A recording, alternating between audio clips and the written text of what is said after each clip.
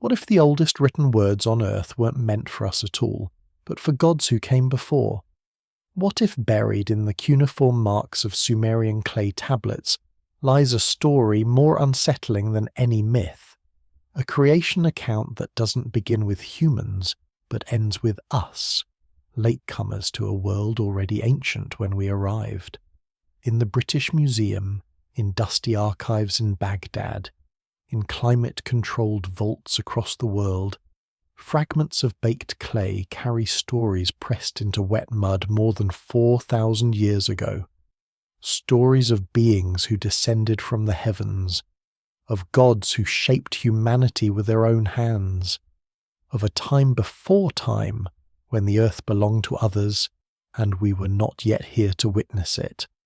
So before the story pulls you under, take a moment to like this video and hit subscribe, but only if you're drawn to histories that blur the line between myth and memory, between what we've been told and what ancient voices whispered across millennia.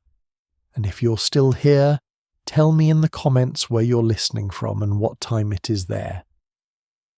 I want to imagine this ancient knowledge stretching across the world, connecting us all in the dark, beneath the same stars the Sumerians watched with such intensity, recording movements that seem to matter more than their own survival.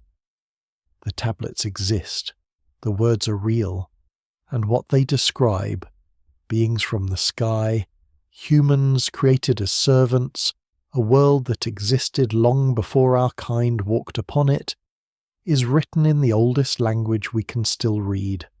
Tonight, we'll trace those words back to their source, to the moment when humans first learned to write and immediately used that skill to record something that sounds less like legend and more like inherited memory of a world we weren't meant to remember. In 1849, a young British archaeologist named Austin Henry Layard was excavating the ruins of Nineveh in what is now northern Iraq when his workers uncovered something that would change our understanding of human history forever. Beneath collapsed palace walls, in rooms that had been sealed for more than 2,000 years, they found a library. Not a library of books, but of clay tablets, thousands upon thousands of them, their surfaces covered in wedge-shaped marks that no living person could read. Among these tablets were copies of stories far older than Nineveh itself, stories that had been carefully preserved, recopied, passed down through generations of scribes who understood they were maintaining knowledge that stretched back to the very beginning of written history. And when scholars finally deciphered those marks decades later, they discovered something unsettling. The Sumerians, the people who invented writing itself, had used their new technology not to record kings or trade or daily life, but to tell us exactly where humanity came from and who created us. Imagine the scene in those dusty excavation pits, workers pulling fragments from earth that hadn't been disturbed since the Assyrian Empire collapsed. Each tablet emerged crusted with centuries of accumulated dirt, the cuneiform marks barely visible until cleaned with soft brushes and water. Layard couldn't read them. No one alive could. This script had been dead for millennia, the language forgotten, the entire civilization reduced to biblical footnotes and classical legends. But he understood their importance, the weight of what his workers were finding. These weren't random pottery shards or architectural fragments. These were words preserved in baked clay, waiting. The tablets were shipped to the British Museum, where they sat in storage for years, too many to catalogue, too foreign to understand. It wasn't until the 1870s that George Smith, a banknote engraver turned self-taught Assyriologist, began the painstaking work of translation. And what he found, what he announced to a stunned audience at the Society of Biblical Archaeology in 1872, was a flood story that predated Noah, an ark built to preserve life, animals gathered in pairs, a righteous man warned by divine intervention, but older, stranger, more detailed, and attributed not to the Hebrew god, but to beings called Anunnaki, whose very name sent ripples through Victorian scholarship that still haven't entirely settled. Because here's what those first translations revealed. These weren't just stories. They were creation accounts written by the people who invented writing, who decided that the very first use of this revolutionary technology should be to record where they came from and who made them. Think about that choice. You've just developed the ability to preserve information across generations. What do you write down first? Trade records, laws, poetry. The Sumerians chose origin stories. They chose to tell the future exactly how humanity began, as if they knew this knowledge was too important to trust to oral tradition, too essential to risk losing to the corruptions of memory and time. The tablets kept coming, not just from Nineveh, but from Ur, from Uruk, from Nippur, from sites across Mesopotamia. Each excavation uncovered more fragments, more copies of the same stories, more pieces of a narrative puzzle that scholars have been trying to assemble for over a century and a half. And the more they translate, the stranger it becomes. Because these creation myths, if that's what they are, don't describe distant, unknowable gods working through mystery and magic. They describe beings with names, with genealogies, with specific roles and territories. Gods who argued with each other, who made mistakes, who created humans not from love, but from need. The word appears again and again in the earliest Sumerian texts, carved into clay with the kind of reverence usually reserved for the most sacred mysteries, Anunnaki. In every translation, it means roughly the same thing: those who from heaven to earth came. Modern scholarship translates it simply as the great gods, treating it as mythological language, the expected vocabulary of ancient religion. But here's what makes those tablets different from every other creation myth humanity has produced. The Sumerians wrote about the Anunnaki with a level of specific detail that reads less like worship and more like record-keeping. They gave them names, family relationships, specific cities they governed, particular technologies they brought. They describe their arrival on Earth not as a metaphor, but as an event that happened at a specific point in history, in a specific place, for specific purposes. Anu, the sky god, father of the Anunnaki. Enlil, lord of the air, commander who made the crucial decisions. Enki, lord of the earth and waters, the scientist, the engineer, the one who would eventually create humans. Ninmah, the mother goddess, Enki's partner in creation. Ninhursag, the birth goddess. Inanna, queen of heaven. The list goes on, dozens of names, each with specific attributes, specific domains, specific personalities preserved in story after story. This wasn't vague polytheism.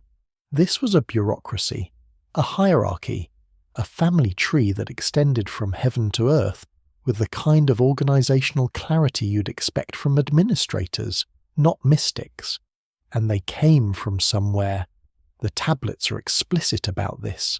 An, the heaven, the place above, the realm before earth. The Sumerians didn't describe the Anunnaki as eternal beings who had always existed everywhere. They described them as arrivals, as colonizers, as a people who came from one place to another with specific goals in mind. The Cuneiform sign for Anunnaki literally combines the symbols for heaven and earth, creating a word that means something like heaven-earth people, or more precisely, those who from heaven to earth came. Why would the oldest written language humanity possesses spend so much effort describing gods as travellers? Why the emphasis on their origin point, their journey, their arrival? Other mythologies describe gods who simply are Zeus atop Olympus, Odin in Asgard, Brahma in the cosmic realm. But the Anunnaki are always described in relation to their movement, their descent, their choice to be here rather than there, as if the Sumerians were recording not religious belief, but remembered history, as if they were writing down what their ancestors had witnessed and passed down through oral tradition until writing was invented and the story could finally be preserved in permanent form. The tablets speak of councils where the Anunnaki gathered to make decisions about Earth and humanity. They describe meetings, debates, disagreements about what to do with their creation. Enlil wanted to destroy humanity when we became too numerous. Enki argued for preservation. These weren't remote cosmic forces operating through ineffable divine will. These were personalities with agendas, conflicts, politics. The tablets read less like theology and more like dynastic history, the kind of record you'd keep about powerful families whose decisions shape the fate of nations. Consider this peculiarity. The Sumerian civilization appears in southern Mesopotamia around 3300 BCE, seemingly fully formed. No primitive precursors, no gradual development from simpler systems. Just sudden, sophisticated civilization. Writing, mathematics, astronomy, architecture, organized religion, complex agriculture, all emerging together as if someone had flipped a switch. And the very first things they wrote, once they had the capability, were accounts of gods who brought them this knowledge. Every other civilization develops writing slowly, starting with simple marks for counting goods, gradually building to more complex expression. But Sumerian cuneiform appears already capable of expressing abstract concepts, already able to record elaborate mythological narratives, already sophisticated enough to preserve the story of how they learned to write in the first place. Archaeologists call it the Uruk period, named for the great city that dominated southern Mesopotamia at this time. And Uruk itself is an anomaly. By 3200 BCE, it covered nearly 600 hectares and housed somewhere between 40,000 and 80,000 people. 600 hectares. To put that in perspective, that's larger than many medieval European cities at their height. This wasn't a village that gradually grew into a town that slowly became a city over centuries of development. This was urban civilization, appearing nearly overnight in archaeological terms, complete with monumental architecture, complex water management systems, administrative buildings, temples that required sophisticated engineering to construct. The Uruk period shows us cylinder seals for marking property, indicating complex concepts of ownership and bureaucracy. It shows us tokens for accounting, suggesting organized trade and taxation. It shows us pottery made with the wheel, metallurgy using copper and bronze, textiles woven on looms. All of these technologies appearing together in the same narrow window of time, in the same geographic region, as if someone had introduced the complete package of civilization all at once, rather than letting it develop organically over millennia. And the Sumerians themselves claim this was exactly what happened. They said the Anunnaki brought these skills, that Enki taught them writing, agriculture, mathematics, that Inanna brought the arts, music, sexual practices, warfare, that the Me, those mysterious divine gifts that could be transferred from God to God or God to human, contained all the knowledge necessary for civilization. The tablets don't describe humans slowly figuring things out through trial and error across countless generations. They describe instruction, teaching, technology transfer from beings who already possessed this knowledge to humans who received it fully formed. Western scholars, trained in evolutionary models where everything develops gradually, have struggled with this narrative. They've created theories about the development of Mesopotamian civilization that involve slow progression from the Ubaid period through the Uruk period, identifying incremental changes that, when viewed from a distance, create the illusion of sudden appearance. And maybe they're right. Maybe we're looking at 1,000 years of development that only seems sudden because the archaeological record is incomplete, because most sites remain unexcavated, because the evidence of gradual change has been lost to time and river flooding and the acidic soils of southern Iraq that dissolve organic materials. Or maybe the Sumerians were telling the truth. Maybe civilization did appear suddenly because it was taught, introduced, seeded by beings who already possessed it. Maybe the reason the first uses of writing were to record creation myths is because those myths were actually memories, and the Sumerians understood that this knowledge, the knowledge of where they came from and who made them, was the most important thing to preserve once they had the means to preserve anything. Long before the biblical book of Genesis was written, there was another creation story, older and stranger and preserved in fragmentary tablets found at Nippur. Scholars call it the Eridu Genesis, and it tells a story that should sound familiar: a great flood, a righteous man warned by a god, an ark built to preserve life, but with crucial differences that change everything. In this version, humanity wasn't created out of love or divine inspiration. We were created to serve, to work, to maintain the world on behalf of beings who found physical labor beneath them. And before the flood that nearly destroyed us, the tablets say, there had been cities on earth for thousands of years, kings who ruled for impossibly long periods, a world so ancient that the flood was sent specifically to wipe it clean and start over. The tablets that preserve the Eridu Genesis are broken, fragmentary, infuriatingly incomplete. Large sections are missing, crucial passages end mid-sentence. But what remains tells a story that predates the Hebrew Bible by more than 1,000 years and describes events that may be even older. The flood hero in this version is named Ziusudra, later called Tunapishtim in the Akkadian versions, later still transformed into Noah in Hebrew tradition. But in the original Sumerian telling, the purpose of the flood is explicit. Humanity had multiplied too greatly, had become too noisy, had disturbed the gods with the chaos of their existence. Imagine the scene the tablets describe.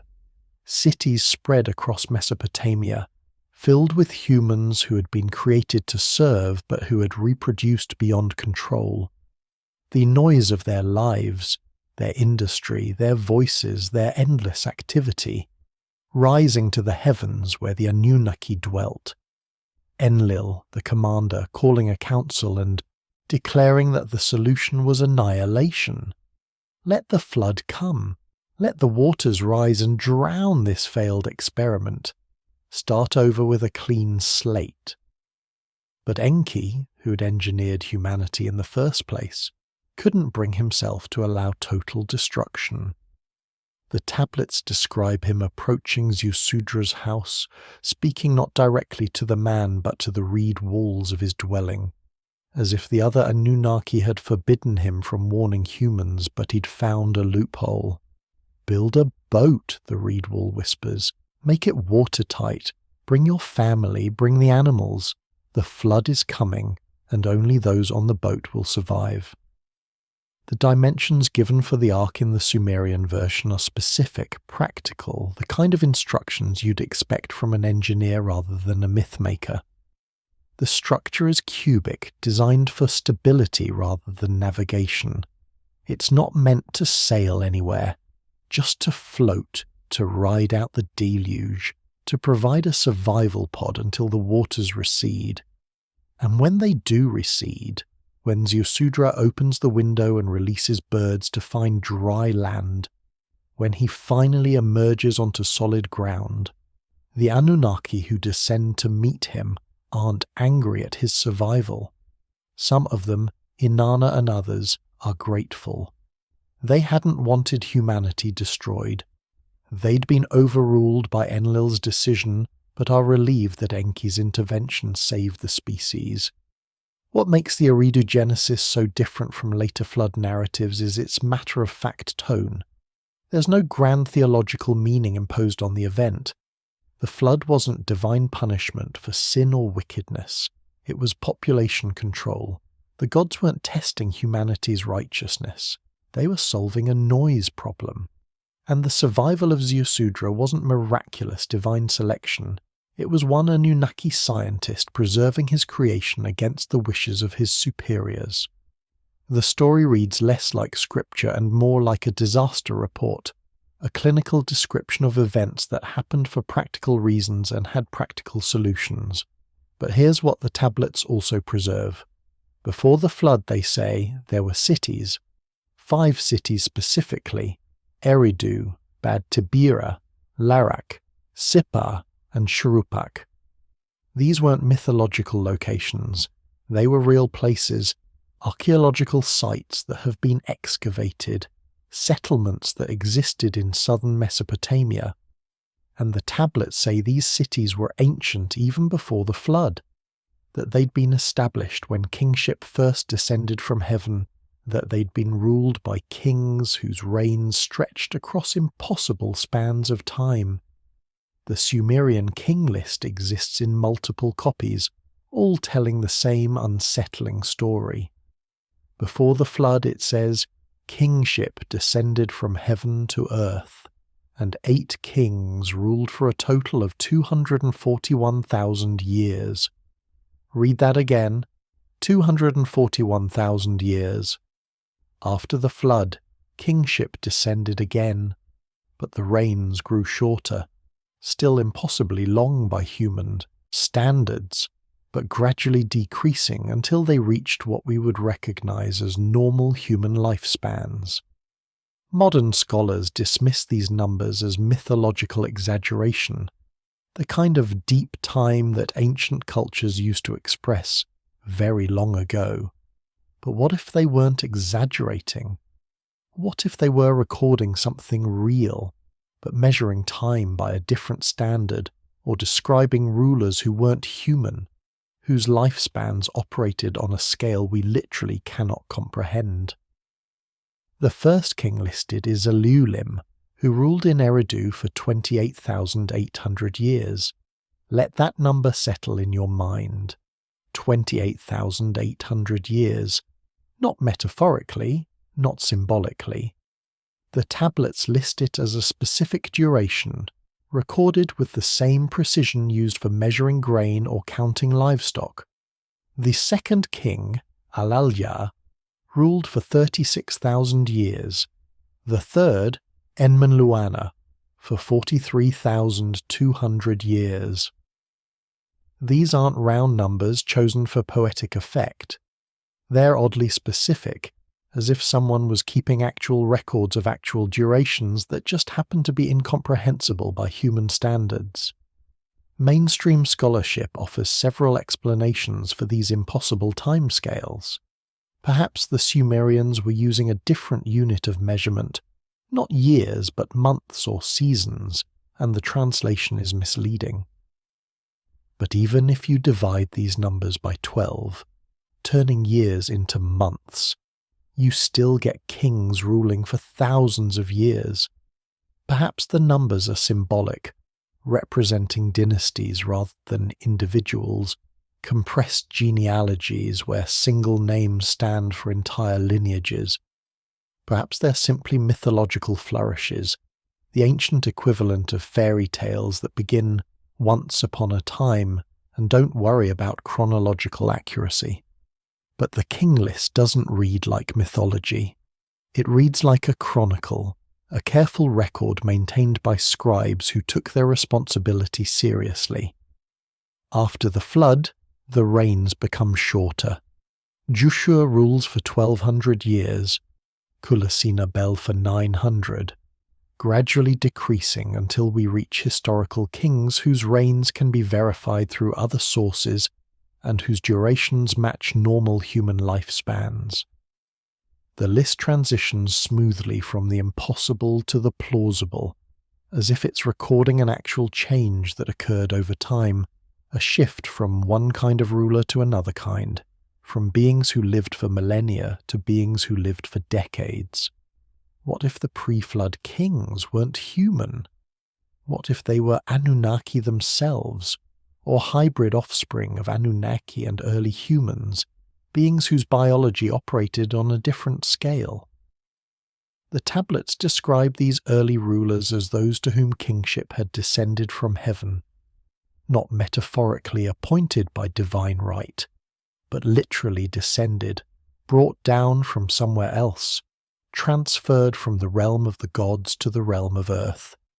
And if these rulers were Anunnaki, if they were the beings who created humans in the first place, then their impossibly long lifespans aren't exaggeration. Their documentation, they're the Sumerians recording exactly what they observed or inherited in cultural memory, a time before the flood when those who ruled were not like us, when time moved differently for them, when what we call immortality was for them simply biology.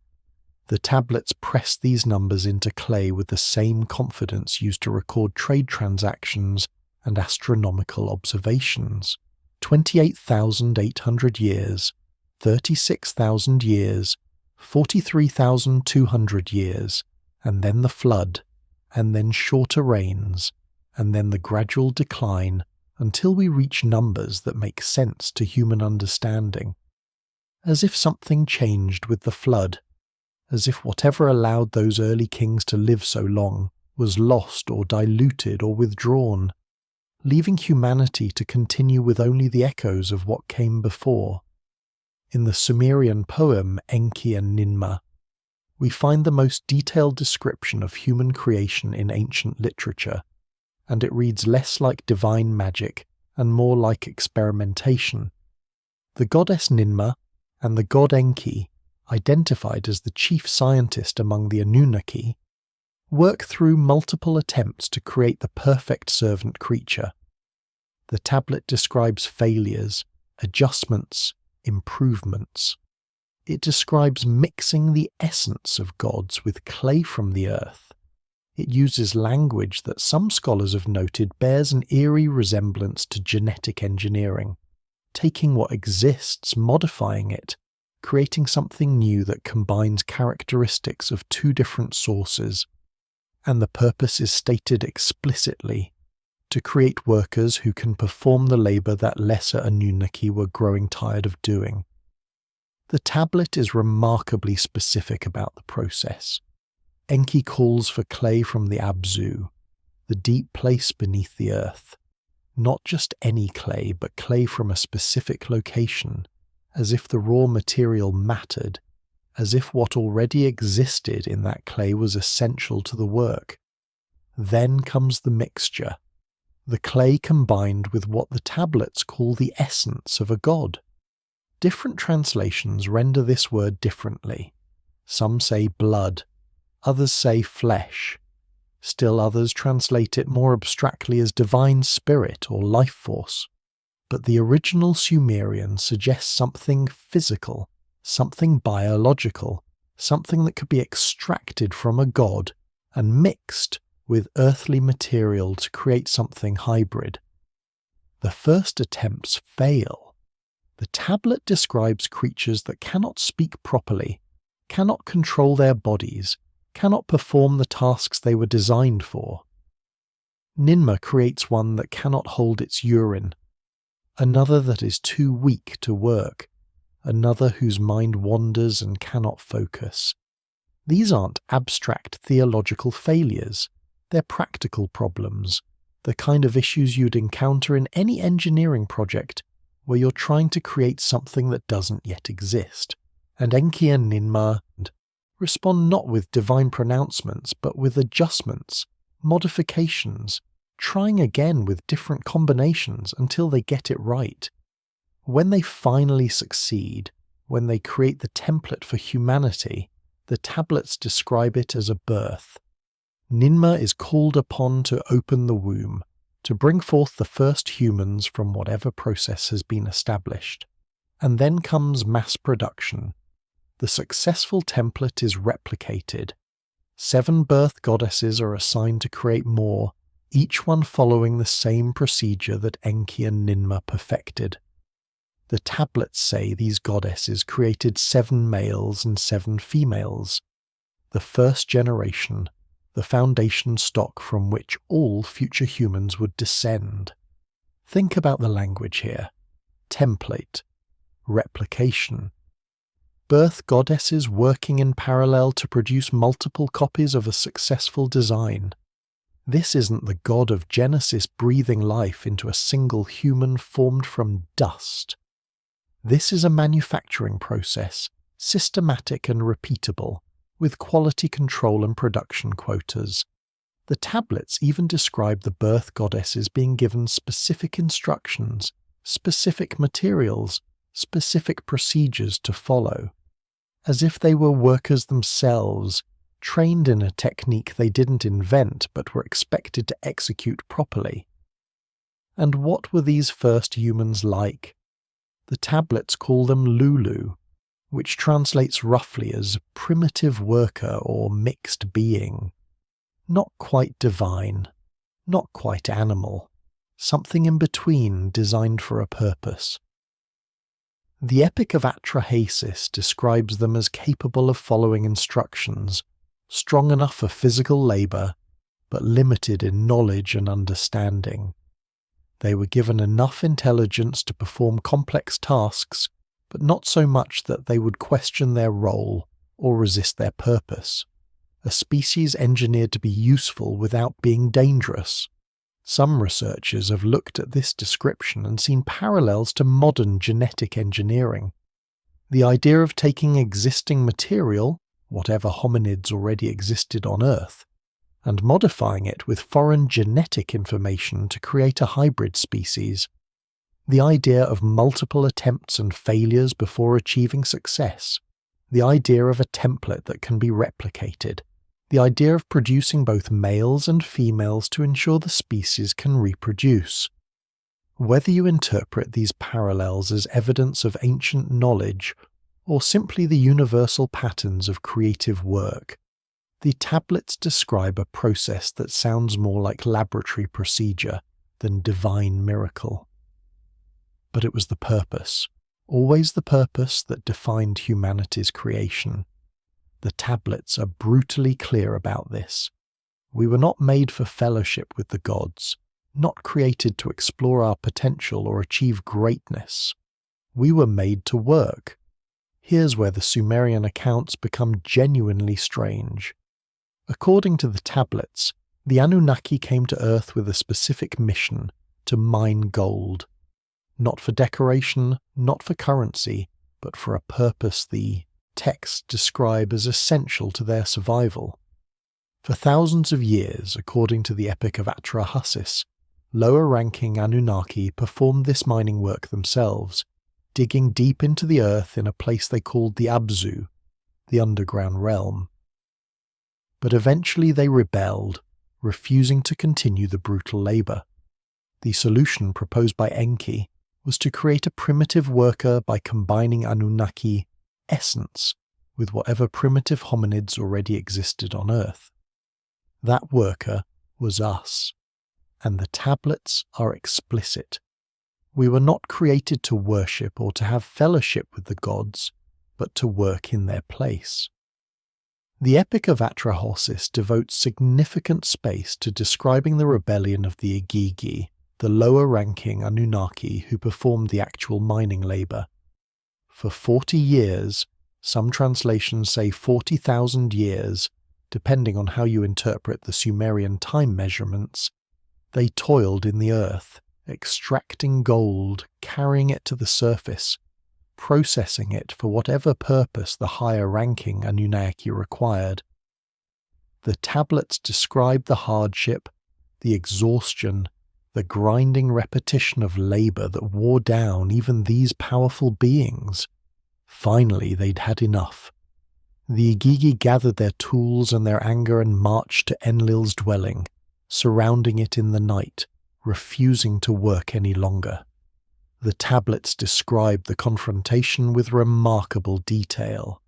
Enlil, terrified by the rebellion, calls an emergency council.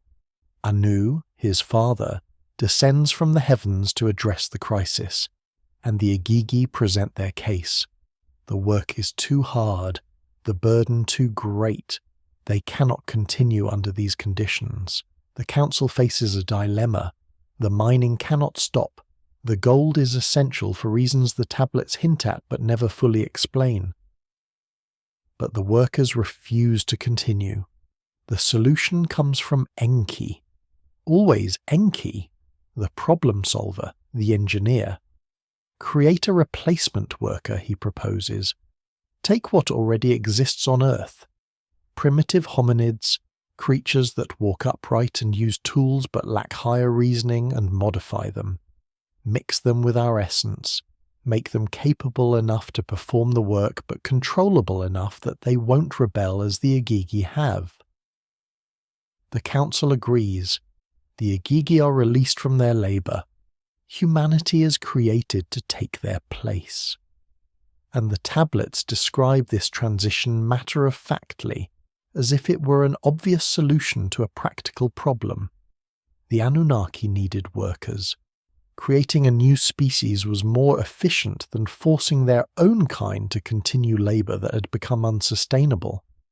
But why gold specifically?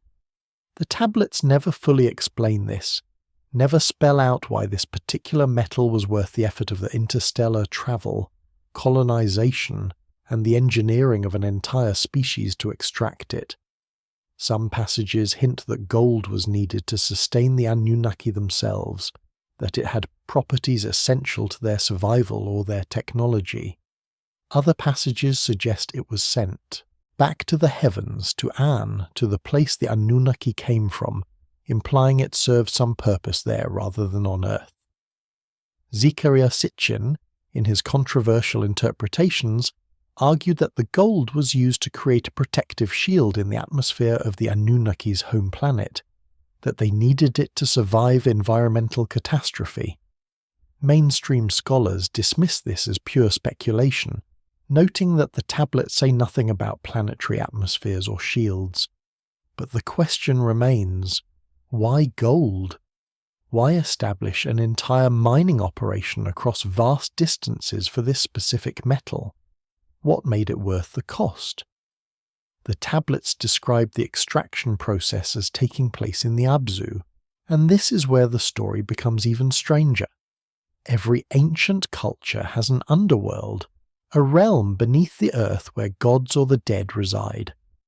But the Sumerian Abzu is described differently. It's not a supernatural realm, it's a physical location with geography, resources, workers, and specific operations. Enki is said to have established his dwelling in the Abzu, managing the work happening there. The texts describe noise, toil, digging, and extraction. Modern scholars translate Abzu as deep water or primordial ocean, mapping it onto mythological cosmology. But some researchers have noted that the descriptions match mining operations more closely than they match otherworldly realms. If the Anunnaki were physical beings who came to Earth for resources, the Abzu wasn't hell or the underworld. It was their extraction site, their industrial operation, the reason they were here at all. The word Abzu combines the Sumerian symbols for deep and source, suggesting a place far below the surface where something valuable originates. Enki's titles include Lord of the Abzu, and the texts describe him as having dominion over everything that happens in this deep realm. His temple in Eridu was said to have foundations that reached down into the Abzu itself, connecting the surface world to the deep place below. Traditional scholarship interprets the Abzu as the cosmic freshwater ocean that the Sumerians believed existed beneath the earth, the source of wells and springs and the Tigris and Euphrates rivers. In this interpretation, Enki as Lord of the Abzu is simply the god of fresh water, of irrigation, of the life-giving moisture that made agriculture possible in the desert. It's a clean mythological framework that fits with what we know about how ancient peoples understood their world. But read the descriptions more carefully, and the Abzu starts to sound less like a mythological ocean and more like a mining complex.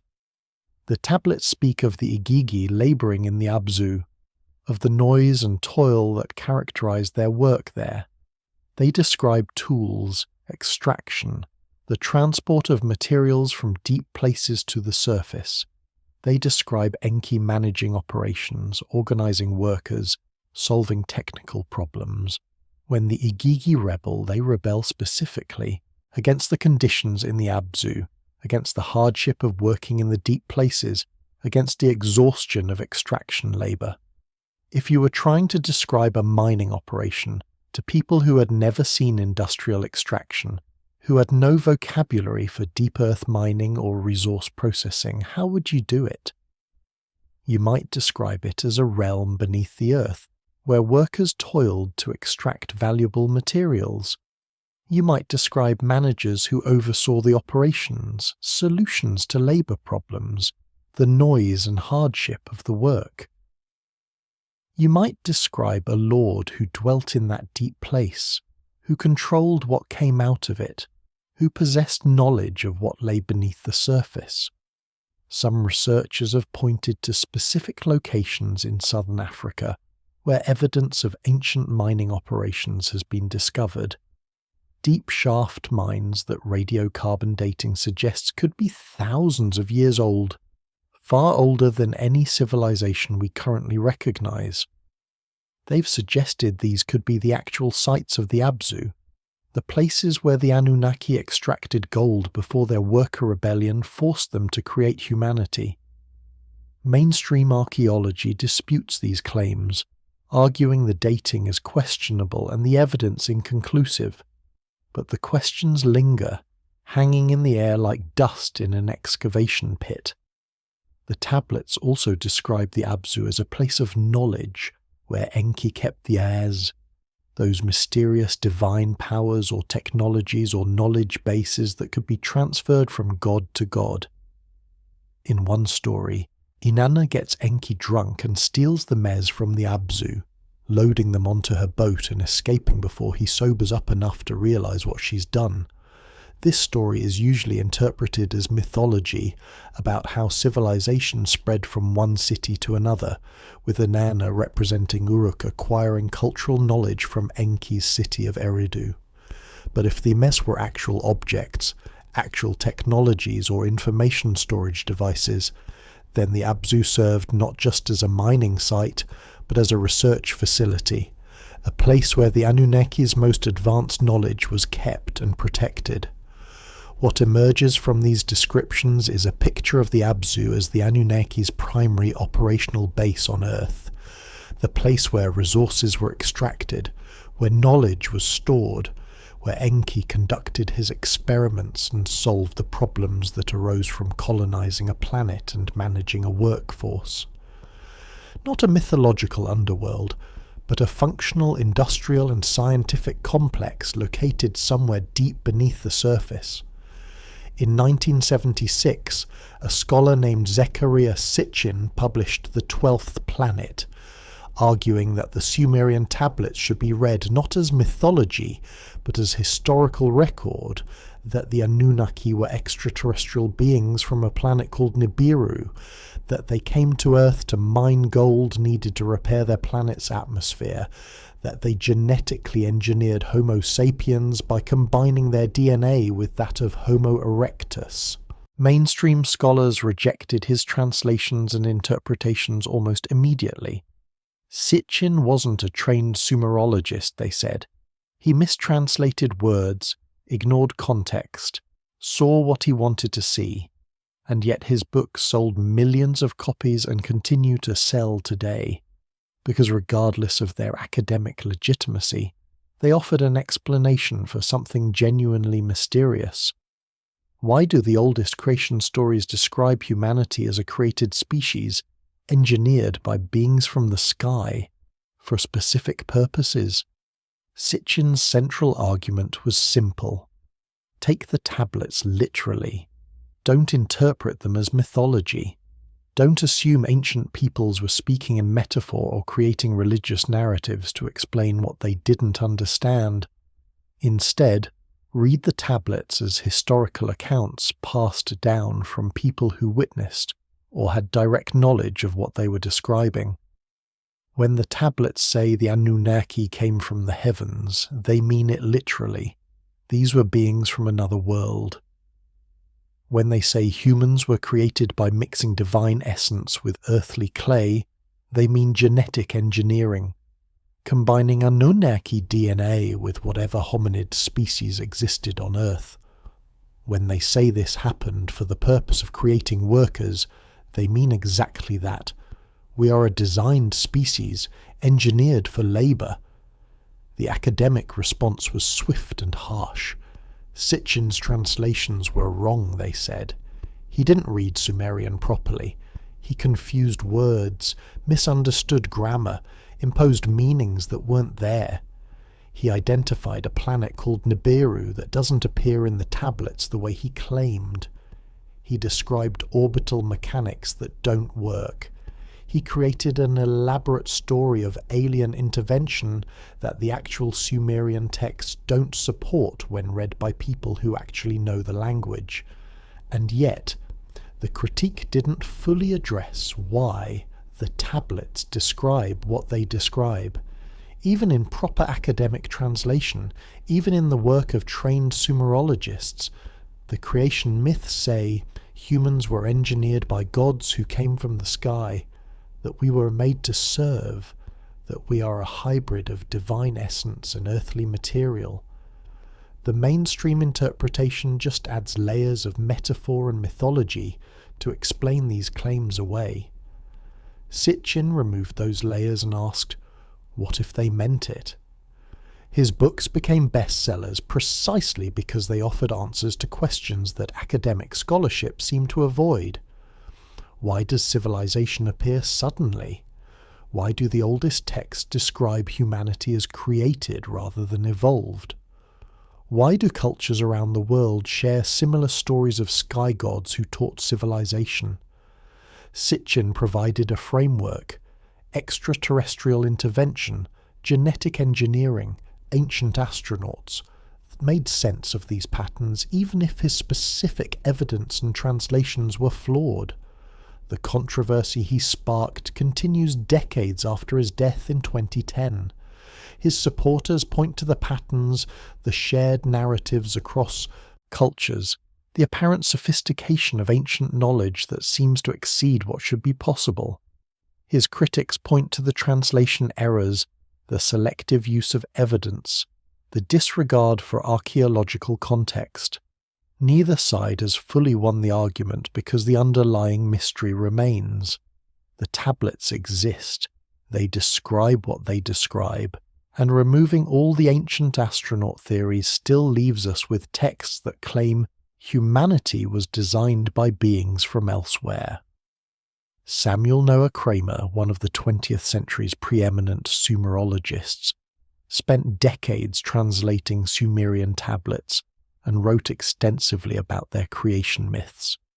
His translations are considered authoritative, and they confirm that yes, the tablets describe gods creating humans from clay mixed with divine essence, and yes, the purpose was to serve as workers. But Kramer and his colleagues interpreted this as religious mythology, the kind of story ancient peoples created to explain their existence and their relationship to the divine. The Anunnaki in mainstream scholarship are simply gods, no different from Zeus or Odin or Vishnu. The creation story is a myth that reflects the social structure of Sumerian society, where humans served in temples and worked for the benefit of the gods' earthly estates. There's no need to invoke ancient astronauts when standard mythological interpretation suffices. Kramer's work is foundational to our understanding of Sumerian literature.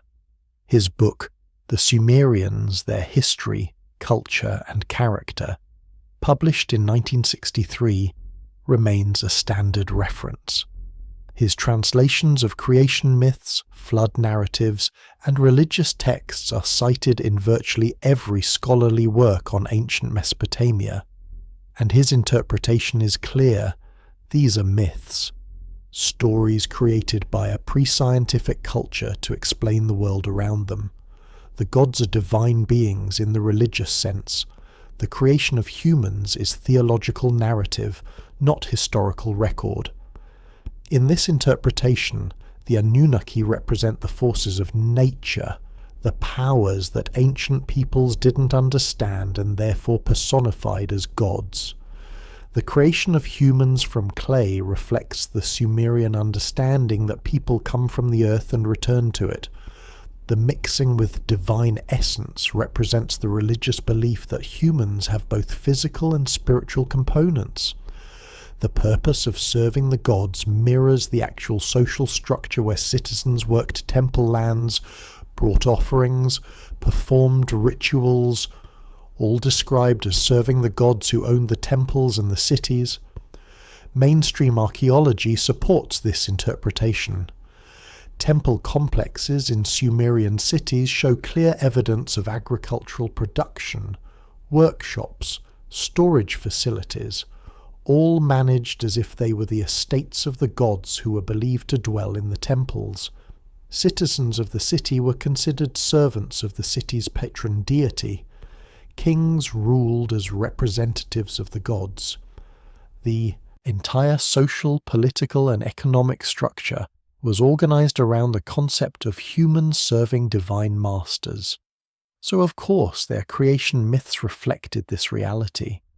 They created stories that explained and justified the world as they experienced it. Kramer and his colleagues also point out that every ancient culture created creation myths, and all of them reflect the culture's values, social structure, and understanding of the world. The Greeks had gods on Olympus because they lived in a mountainous region and imagined divine beings dwelling on the highest peaks. The Egyptians had gods associated with the Nile because the river was central to their existence. The Sumerians had gods who created humans as workers because work, particularly agricultural and building work, was central to their civilization. This is how mythology functions. It's not coded history or half-remembered reality. It's creative expression, religious belief, cultural storytelling. Moreover, the tablets themselves show clear signs of being mythological rather than historical. They describe impossible events, gods who don't age, humans who live for thousands of years before the flood, creatures born from eggs or springing from blood. They describe cosmology that doesn't match physical reality, a flat earth, a solid dome of heaven, the sun and moon as gods rather than celestial bodies. They mix the clearly mythological with the clearly historical in ways that make separation difficult. Even the cities and kings that actually existed are described doing things that couldn't have happened. Academic consensus treats ancient creation myths with respect but not literal belief. They're important as windows into how ancient peoples understood themselves and their world. They're valuable as literature, as cultural heritage, as religious expression. But they're not meant to be read as eyewitness accounts or historical documentation. The Sumerians created beautiful, complex, sophisticated myths that serve their culture's needs. That's sufficient explanation. Invoking ancient astronauts or genetic engineering or extraterrestrial intervention adds unnecessary complexity to what can be understood through standard mythological analysis.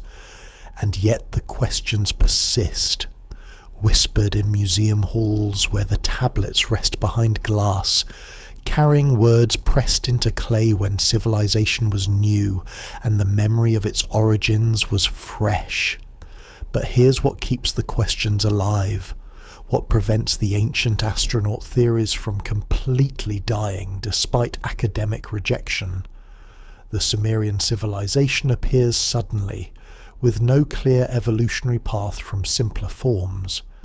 In the 1,000 years before 3300 BCE, the archaeological record in southern Mesopotamia shows small villages, basic farming, simple pottery. Then, in what seems like an instant in archaeological time, we have cities, Uruk, Ur, Eridu, Lagash, with populations in the tens of thousands. We have monumental architecture that required advanced mathematics and engineering. We have a complete writing system capable of expressing complex ideas. We have sophisticated astronomy that tracked planetary movements with remarkable precision. We have administrative systems, legal codes, medical knowledge, metallurgy. It's the suddenness that troubles researchers, the lack of intermediate stages, the feeling that civilization didn't gradually develop but was somehow imported, introduced, taught. The archaeological timeline shows the problem clearly. During the Ubaid period from roughly 6500 to 4200 BCE, southern Mesopotamia was inhabited by farming communities living in small settlements. They built simple mud brick houses. They made pottery with distinctive painted designs. They buried their dead beneath their homes. They practiced irrigation agriculture along the rivers. Nothing about the Ubaid culture suggests they were on the verge of creating complex urban civilization. They were successful farmers, competent builders, skilled craftspeople, but they were not architects of cities or inventors of writing or astronomers tracking celestial cycles. Then comes the Uruk period, beginning around 4200 BCE and intensifying dramatically by 3300 BCE. And suddenly, truly suddenly by the standards of cultural evolution, everything changes. Uruk itself grows to 600 hectares, possibly housing 80,000 people. The White Temple is constructed, a massive limestone structure rising on an artificial platform, its construction requiring organization, mathematics, engineering knowledge, and labor coordination on a scale that shouldn't exist yet. Cylinder seals appear, used to mark ownership and authenticate documents, implying complex concepts of property, authority, and bureaucratic control. The potter's wheel is invented, bronze metallurgy develops, and cuneiform writing emerges, not in primitive form but already sophisticated enough to express abstract ideas and record complex narratives. Where are the intermediate stages? Where are the proto-cities with a few thousand inhabitants, the experimental writing systems with limited vocabulary, the simple temples that gradually evolved into monumental architecture? They should be there, layered in the archaeological record showing the slow development from simple to complex. But they are largely absent. It's as if Sumerian civilization downloaded into the region fully formed, already possessing capabilities that should have taken centuries or millennia to develop. Mainstream archaeology acknowledges this problem and offers explanations. Perhaps the intermediate stages existed but haven't been found yet. Southern Iraq is difficult to excavate, politically unstable for decades, its ancient sites often buried under meters of alluvial deposits from thousands of years of river flooding. Perhaps there were centers of development in regions we haven't explored, places where the gradual evolution occurred before spreading to the sites we have excavated. Perhaps environmental factors accelerated development in ways we don't fully understand, concentrating population and forcing rapid innovation. These explanations are plausible, they're probably correct, but they remain speculative, based on what should have happened rather than what we've actually found. And in that gap between expectation and evidence, the ancient astronaut theories find their foothold. Because the Sumerians themselves offered an explanation for their sudden advancement, the Anunnaki taught them. The me were transferred from gods to humans. Civilization was a gift, not a gradual development. Consider the number system. The Sumerians used base 60 mathematics, sexagesimal counting, which requires abstract thinking and sophisticated mathematical concepts.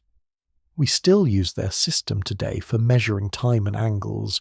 60 seconds in a minute, 60 minutes in an hour, 360 degrees in a circle. Why base 60?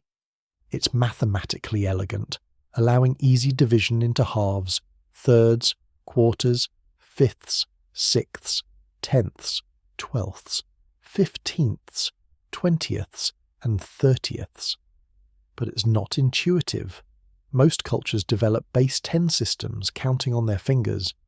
Base 60 suggests someone sat down and deliberately designed a mathematical system for maximum utility. Who did that? When? Why? The Sumerians had it from their earliest periods, as if it was already part of their knowledge when they began writing numbers down. Or consider their astronomical knowledge, which brings us to structures that still stand after more than 4,000 years, speaking of precision that shouldn't exist. Walk through the ruins of Ur today, and you can still see the massive ziggurat that dominated the ancient city, rising in stepped levels toward the sky like a mountain made by human hands. But perhaps human hands had help. The precision of these structures, their astronomical alignments, their mathematical sophistication, they suggest knowledge that shouldn't exist yet. The Sumerians could calculate planetary orbits, predict celestial events, track the precession of the equinoxes. They knew the Earth was round. They had a number system based on 60 that we still use for time and angles today. Where did this knowledge come from? How did people who supposedly just invented writing somehow already possess astronomical information that wouldn't be rediscovered until thousands of years later? The Great Ziggurat of Ur, partially reconstructed in the 1980s but originally built around 2100 BCE, rises in 3 massive tiers. Its base measures 64 meters by 45 meters. Its walls are oriented to the cardinal directions with remarkable precision. Its construction required moving hundreds of thousands of mud bricks, each one made to standardized dimensions, each layer carefully planned to create stable ascending levels.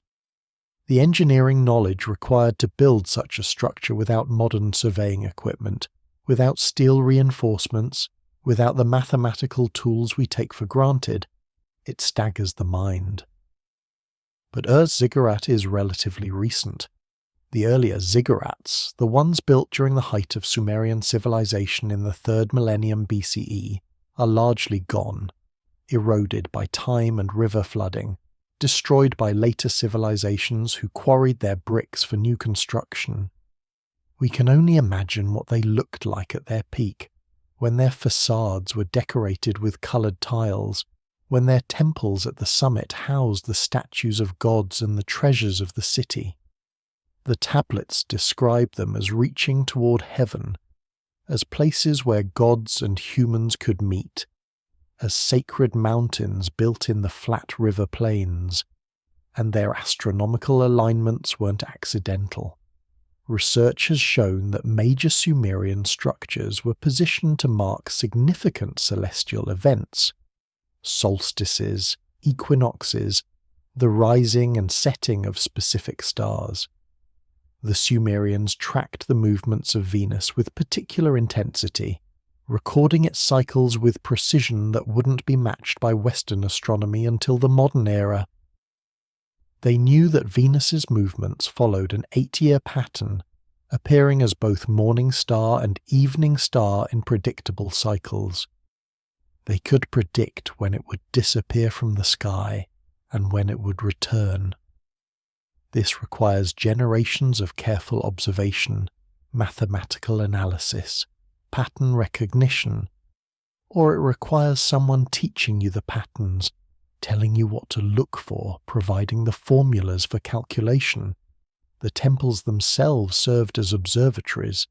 Priests spent nights on temple roofs and ziggurat summits, watching the stars, recording their positions, noting their movements relative to the horizon. The tablets preserve these observations, thousands of years of accumulated astronomical data, compiled into catalogues and predictive tables.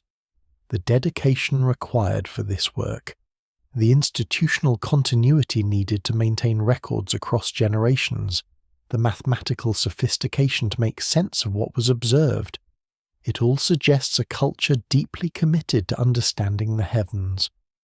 But why? Why did the Sumerians care so much about the stars? Agricultural calendars don't require tracking Venus or calculating planetary orbits. Religious observation could be satisfied with simpler celestial markers. The intensity of Sumerian astronomy suggests something more than practical need or religious devotion. It suggests they were looking for something, watching for something, tracking patterns that mattered for reasons the tablets hint at but never fully explain. Among the thousands of tablets discovered in Mesopotamia, a significant portion deal with astronomy and celestial observation. The Malapin tablets, dating to around 1000 BCE, but containing knowledge much older, catalogue stars and constellations, describe planetary movements, provide mathematical formulas for predicting celestial events. But here's what's remarkable. These tablets show knowledge of planets invisible to the naked eye. They describe the outer planets, Uranus and Neptune, which weren't officially discovered by modern astronomy until 1781 and 1846 respectively. How could ancient Sumerians know about planets they couldn't see without telescopes? The mainstream explanation is that they didn't, that we're misinterpreting the tablets, that what looks like outer planets is actually something else. But the alternative explanation whispers from the clay. They knew because someone told them, someone who could see what humans couldn't. The Mul.Apin tablets are actually two tablets that together form a comprehensive astronomical compendium. They list constellations along the paths of the moon and planets.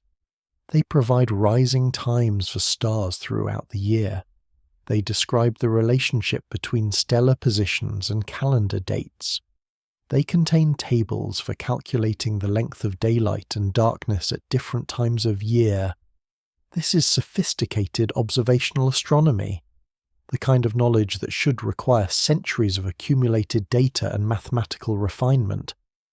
But the controversy centers on specific references that some researchers claim describe planets beyond those visible to the naked eye. The tablets list celestial bodies and describe their movements, their colors, their positions relative to other stars. Traditional scholarship identifies these as the 5 visible planets: Mercury, Venus, Mars, Jupiter, and Saturn, plus various bright stars and constellations. That's the conservative interpretation, and it's probably correct. However, some passages describe celestial objects that don't quite fit the visible planets. Objects with unusual colors or movement patterns. Objects in positions that don't match where the known planets should be. Are these errors? Corrupted copies of earlier tablets where the scribes made mistakes? Are they mythological embellishments, gods disguised as stars, religious narrative mixed with astronomical observation? Or are they descriptions of planets that shouldn't be known yet? The debate is complicated by the fact that ancient astronomy mixed observation with mythology in ways we find difficult to untangle. The planets weren't just celestial objects, they were gods. Jupiter was Marduk, Venus was Inanna. Their movements had religious significance. Their positions influenced omens and decisions. Separating the observational data from the theological interpretation requires careful analysis, and different scholars reach different conclusions when examining the same texts. What's undeniable is that Sumerian astronomical knowledge was remarkably advanced. They understood the ecliptic, the path the sun appears to follow through the stars over the course of a year. They divided it into 12 segments that became the zodiac, a system we still use today. They knew that the apparent position of the stars shifts slowly over centuries, a phenomenon called the precession of the equinoxes caused by the wobble of Earth's axis. Discovering this requires comparing observations separated by generations, maintaining records across time periods longer than individual human lifespans, recognizing patterns that unfold too slowly to be obvious within a single lifetime. How did they achieve this? The standard explanation is institutional continuity, temple priesthoods maintaining astronomical records for centuries, passing knowledge from one generation to the next, building on accumulated observations until patterns emerged. It's plausible, it's probably correct. But it requires assuming the Sumerians possessed the dedication, organization, and mathematical sophistication to conduct a multi-generational scientific project at the very dawn of civilization. At the moment when they were supposedly just learning to write, they were also conducting sophisticated astronomical research that wouldn't be matched for thousands of years, unless they didn't discover it themselves, unless they were taught, unless the knowledge came from the Anunnaki, who according to the tablets possessed understanding of the heavens that they shared with selected humans for purposes we can only guess at. And the knowledge wasn't just astronomical. It extended into the very structure of power and authority in Sumerian society, into the question of who had the right to rule and why. Sumerian king lists and temple records obsessively track genealogy, and the pattern is always the same. Kings claim descent from the Anunnaki, not metaphorically, not spiritually, but biologically. They describe unions between gods and humans, hybrid offspring who ruled as intermediaries between the divine and the mortal. The tablets record specific marriages, specific children, specific bloodlines that were considered sacred because they carried the blood of the sky. In the Epic of Gilgamesh, the hero is described as 2/3 god and 1/3 human, a mathematical precision in describing heritage that seems oddly specific for mythology. These bloodlines were tracked, preserved, considered essential to legitimate rule, as if the genetic contribution of the Anunnaki mattered, as if what they had passed down through reproduction wasn't just metaphorical blessing, but actual biological inheritance. The concept appears throughout Sumerian literature. Kings weren't just chosen by the gods or blessed by the gods, they were descended from the gods. Their divine ancestry was literal, traceable through genealogical records that the scribes maintained with the same care they used for property records or astronomical observations. When a new king took the throne, his legitimacy rested partly on his bloodline, on his ability to trace his ancestry back to divine origins. The Epic of Gilgamesh makes this explicit. Gilgamesh, king of Uruk, is 2/3 divine and 1/3 mortal. His mother was the goddess Ninsun. His father was Lugal-Banda, a mortal king who was himself descended from divine lineage. The mathematical precision is striking. Not mostly god or almost divine, but exactly 2/3, as if someone calculated the genetic contribution across generations. One divine parent and one half-divine parent produces offspring that are mathematically 2/3 divine. This matters because it describes a breeding program, a deliberate effort to maintain genetic lines that preserved Anunnaki characteristics while producing rulers capable of functioning in the mortal world. The tablets describe goddess mothers giving birth to kings. They describe divine fathers choosing mortal women to bear their children. They describe careful tracking of which offspring carried more divine essence, which bloodlines were purer, which families had the strongest claim to rule based on their celestial ancestry. In mainstream interpretation, this is simply how ancient peoples explained political power. Kings claimed divine descent to legitimize their authority, to place themselves above ordinary citizens, to create hereditary dynasties based on supernatural privilege. Every ancient civilization did this in some form. Egyptian pharaohs were gods incarnate. Chinese emperors ruled by mandate of heaven. Japanese emperors descended from the sun goddess. The Sumerian version, where kings were literally part god through biological descent, is just their cultural variation on a universal theme of sacred kingship. But the Sumerian version has a specificity that other cultures lack. They didn't just claim divine favor or divine mandate. They claimed genetic inheritance. They tracked it mathematically. They preserved records of specific unions, specific offspring, specific percentages of divine essence passed through bloodlines. They treated it as biology, not theology. As if the Anunnaki had indeed bred with humans, producing hybrids who inherited some of their creator's capabilities, longer life, greater strength, enhanced intelligence, making them natural rulers over pure humans who lacked these advantages. The tablets describe these hybrid rulers as living longer than ordinary humans, but not as long as the Anunnaki themselves. They describe them as stronger and wiser than commoners, but still subject to age and death in ways the gods were not. They occupied a middle space, divine enough to command respect and authority, human enough to understand and lead their people.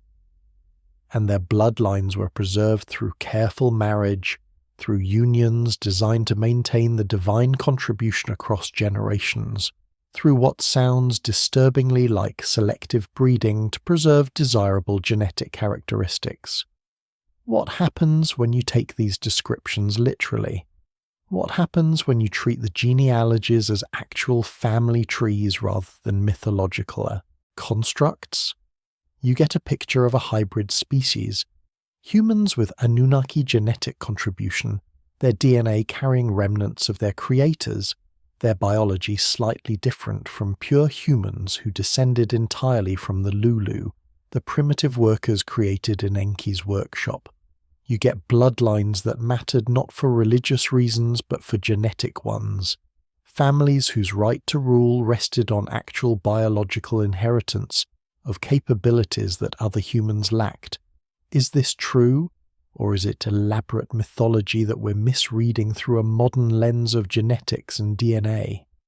The tablets can't tell us, or won't, leaving us to trace the bloodlines through fragmentary records and wonder what exactly was being preserved, what exactly was considered so valuable that entire dynasties organized themselves around maintaining it. And then there's the flood. That catastrophe that appears in every culture's mythology, but finds its oldest written form in Sumerian tablets. Every culture has a flood story, but the Sumerian version predates them all, and unlike later adaptations, it provides a reason for the catastrophe. The gods wanted to reduce human population, which had grown too numerous and too noisy. The Epic of Atrahasis describes human civilization before the flood as vast and advanced, cities filled with people created to serve but who had multiplied beyond control. The noise of humanity disturbed the gods, particularly Enlil, who decided to solve the problem by wiping the slate clean. But Enki, who had engineered humans in the first place, warned one man, Ziusudra, in the Sumerian version, Utnapishtim in the Akkadian, Noah in the much later Hebrew adaptation. And here's what the archaeological record shows. There is evidence of catastrophic flooding in Mesopotamia around 2900 BCE, layers of water-deposited clay separating older settlements from newer ones, suggesting a real deluge that may have inspired the myth or preserved memory of an actual cataclysm. The flood narrative appears in multiple Sumerian sources, each telling essentially the same story with slight variations. The Epic of Atrahasis provides the most detailed version, explaining not just what happened but why. Humanity, created to serve the Anunnaki, had been fruitful and multiplied. The original population of workers had grown into thriving civilizations spread across Mesopotamia. Cities had expanded. Agriculture had flourished. Human ingenuity had created prosperity and abundance. But from the Anunnaki's perspective, this was a problem. The tablets describe the noise of humanity rising to the heavens, disturbing the gods' peace. Modern translations usually render this as literal noise, the sounds of millions of humans going about their lives, building, farming, celebrating, arguing, creating the constant background roar of civilization. But some scholars suggest noise might be a metaphor for something else: disorder, chaos, the unpredictability of a created species that had exceeded its intended parameters and was becoming difficult to control. Enlil, described as increasingly agitated by the human problem, proposes solutions that the tablets detail with disturbing clarity. First, send disease to reduce their numbers. Enki, always the protector of his creation, teaches humans medicine and healing. Then send drought and famine. Enki shows them how to dig deeper wells, how to irrigate more efficiently, how to survive the shortage. Each time Enlil tries to reduce human population, Enki intervenes to preserve them. Finally, Enlil calls for total solution, a flood that will wipe humanity from the earth entirely. The Council of the Anunnaki agrees. Even Enki, outvoted, is forced to consent, but he cannot bring himself to let his creation die. So he warns Ziusudra, telling him to build a boat, to make it watertight, to bring his family and animals aboard, to prepare for waters that will cover the earth. The dimensions given for the boat vary between different versions of the story, but they're always specific, always practical. This isn't a mythological vessel, it's an engineering project described in terms of cubits and materials and construction techniques. The Epic of Gilgamesh, which incorporates the flood story when Gilgamesh meets Utnapishtim, describes the boat as cube-shaped, built of timber coated with bitumen to make it waterproof, divided into compartments to separate different types of animals. When the flood comes, the tablets describe it with the kind of detail that suggests eyewitness testimony passed down through oral tradition. The rains fall, the rivers overflow, the dikes break, water covers the land. The gods themselves, the tablets say, are terrified by the destruction they've caused, retreating to the highest heaven like dogs, cowering from a storm. Inanna laments the destruction of her people. Even Enlil seems shaken by the totality of what he's done. The water recedes after 7 days and 7 nights. Ziusudra's boat comes to rest on a mountain. He releases birds to test for dry land. First a dove that returns, then a swallow that returns, finally a raven that doesn't come back, indicating it has found places to land. He emerges, offers sacrifice, and the gods, smelling the offering, gather around like flies, the tablets say, grateful for the worship that had been absent during the destruction. Enlil is furious when he discovers that humans survived, But the other Anunnaki, particularly Inanna and Enki, defend Ziusudra. Humanity has been reduced to manageable numbers. The lesson has been taught. There's no need for total extinction. Enlil relents, and as reward for Ziusudra's obedience, he grants him and his wife immortality, sending them to dwell in Dilmun, a distant paradise where they will live forever as the sole humans to escape death. Now here's where mythology meets archaeology. In the 1920s and 30s, archaeologists, including Leonard Woolley, excavated sites throughout southern Mesopotamia and found something remarkable. Layers of water-deposited clay several meters thick, separating older occupation levels from newer ones. At Ur, Woolley found a clay layer 3 meters thick with no artifacts in it, just pure alluvial clay that could only have been deposited by massive flooding. Below this layer were ruins of an older city. Above it, a newer city built on top of the flood debris. The flood layer dates to approximately 2900 BCE, right around the transition from the early dynastic period to the following era.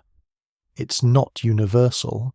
Not every site in Mesopotamia shows flood deposits from the same period, suggesting it wasn't a global deluge but a regional catastrophe. Perhaps the flooding of the Tigris and Euphrates river system on an unprecedented scale. But for the people living in the affected regions, it would have seemed like the end of the world. Water covering everything they knew. Cities drowned, populations decimated, and then, when the waters receded, the survivors rebuilding on top of the ruins. Is this the flood the Sumerians remembered? Did a real catastrophe around 2900 BCE become the foundation for the flood myth, preserved in oral tradition for centuries before being written down? Or is the archaeological evidence of flooding just coincidence, unrelated to the mythological narrative? The questions swirl like the floodwaters themselves, mixing memory and mythology until we can't separate what actually happened from what was later embellished, what was observed from what was imagined, what was real disaster from what became theological explanation. In 1936, workers digging near Baghdad discovered a curious artifact, a clay jar containing a copper cylinder with an iron rod. When filled with acidic liquid, it generated an electric current. The Baghdad battery, as it came to be known, shouldn't exist. The conventional history of electricity begins thousands of years later, and yet here was evidence of electrochemical knowledge in ancient Mesopotamia. Mainstream archaeologists argue it wasn't actually a battery, that we're misinterpreting its purpose. But it's not alone. Ancient texts describe stones that glow, metals that resist corrosion, processes for purifying substances that seem to require knowledge of chemistry that shouldn't exist yet.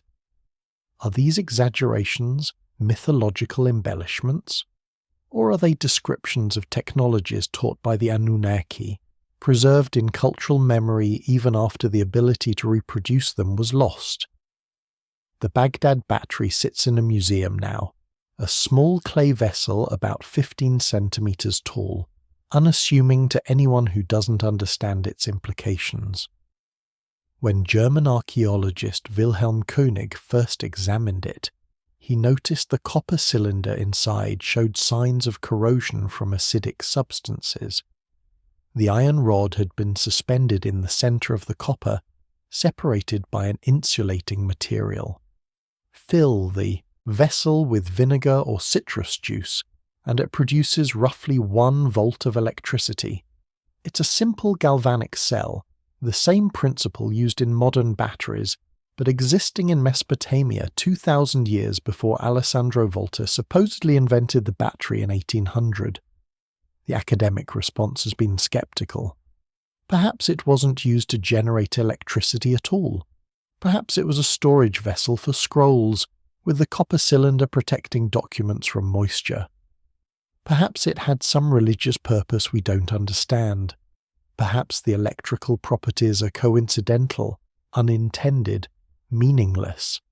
These explanations strain credibility because the design is so specifically suited to generating current. The materials, the configuration, the insulation keeping the metals separated.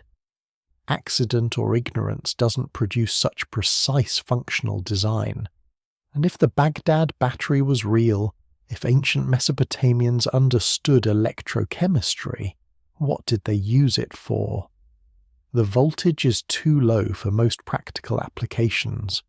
Some researchers have suggested electroplating, using the current to deposit thin layers of gold or silver onto copper objects, creating the appearance of solid precious metal.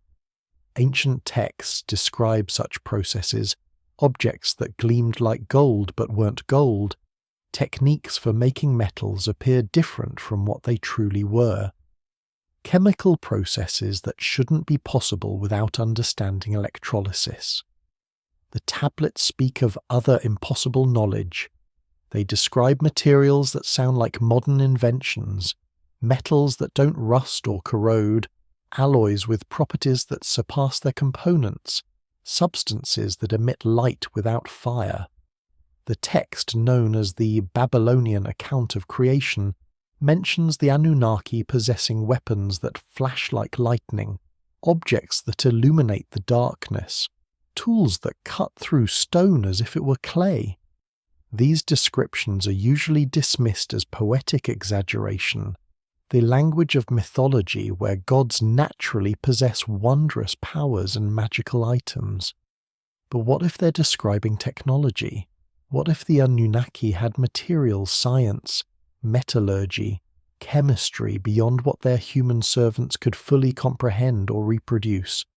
What if they taught some of these technologies to humans, who preserved the knowledge in cultural memory even after the physical examples were lost, the techniques forgotten, the understanding of principles diluted into mythology? There are hints in archaeological finds. Metal objects recovered from ancient Mesopotamian sites sometimes show composition that puzzles metallurgists. Alloys that shouldn't exist with the smelting techniques available at the time. Bronze with trace elements that improve its properties in ways that seem too sophisticated to be accidental.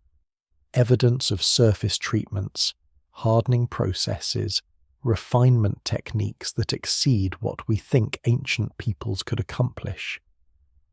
Are these anomalies the result of advanced knowledge passed down from the Anunnaki? Or are they evidence that we consistently underestimate ancient peoples' ingenuity, their capacity for experimentation and discovery? The conservative explanation is always more likely. Humans figuring things out through trial and error, developing sophisticated techniques through generations of accumulated experience. But the question persists: how did they know what to try? How did they develop advanced metallurgy and chemistry without the theoretical framework that modern science uses to guide experimentation? The tablets themselves preserve what might be technical knowledge disguised as mythology. Instructions for creating specific substances, descriptions of processes that involve heating, mixing, purifying, combining materials in sequences that sound more like laboratory procedures than religious ritual. Modern chemists examining these texts have occasionally recognized what appear to be actual chemical processes, real techniques for producing specific compounds, hidden in language that speaks of gods and magic but describes operations that actually work. What was lost when the Anunnaki left? What technologies did they take with them or allow to fade when they were no longer present to maintain them? The archaeological record shows a curious pattern. Early Sumerian civilization possesses advanced capabilities that are later forgotten, knowledge that has to be rediscovered centuries or millennia later, as if civilization started with a technological package and then, over time, lost pieces of it, regressed to simpler forms, had to slowly rebuild capabilities it once possessed, but could no longer replicate or understand. And threaded through all of this is a pattern of conflict among the gods themselves, a division that shaped humanity's fate. Not all the Anunnaki agreed on what to do with their human creations. The tablets describe conflicts among the gods, particularly between Enlil, who saw humans as tools to be controlled and, if necessary, destroyed, and Enki, who seemed to have developed something like affection, or at least responsibility toward his creation.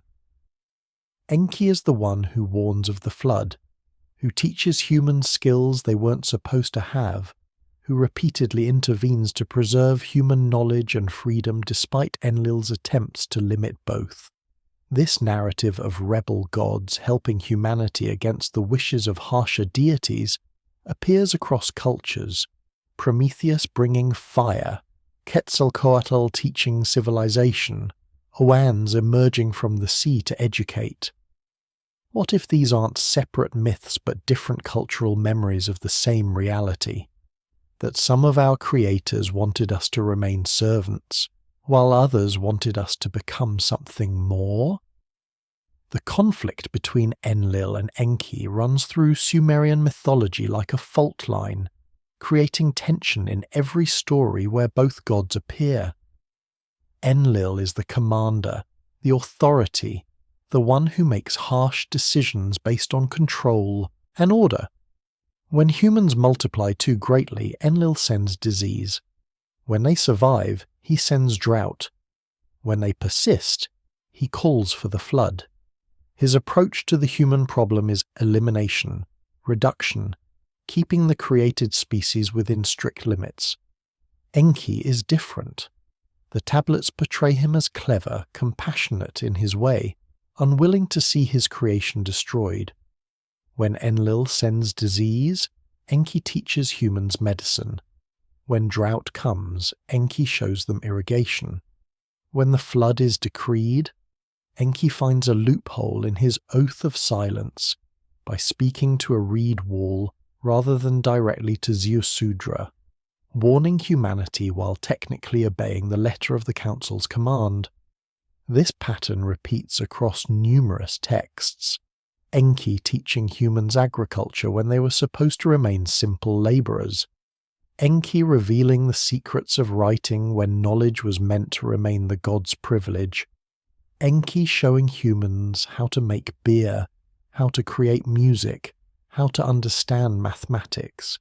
Each time he's giving humans capabilities they weren't designed to have, elevating them beyond their intended function as primitive workers.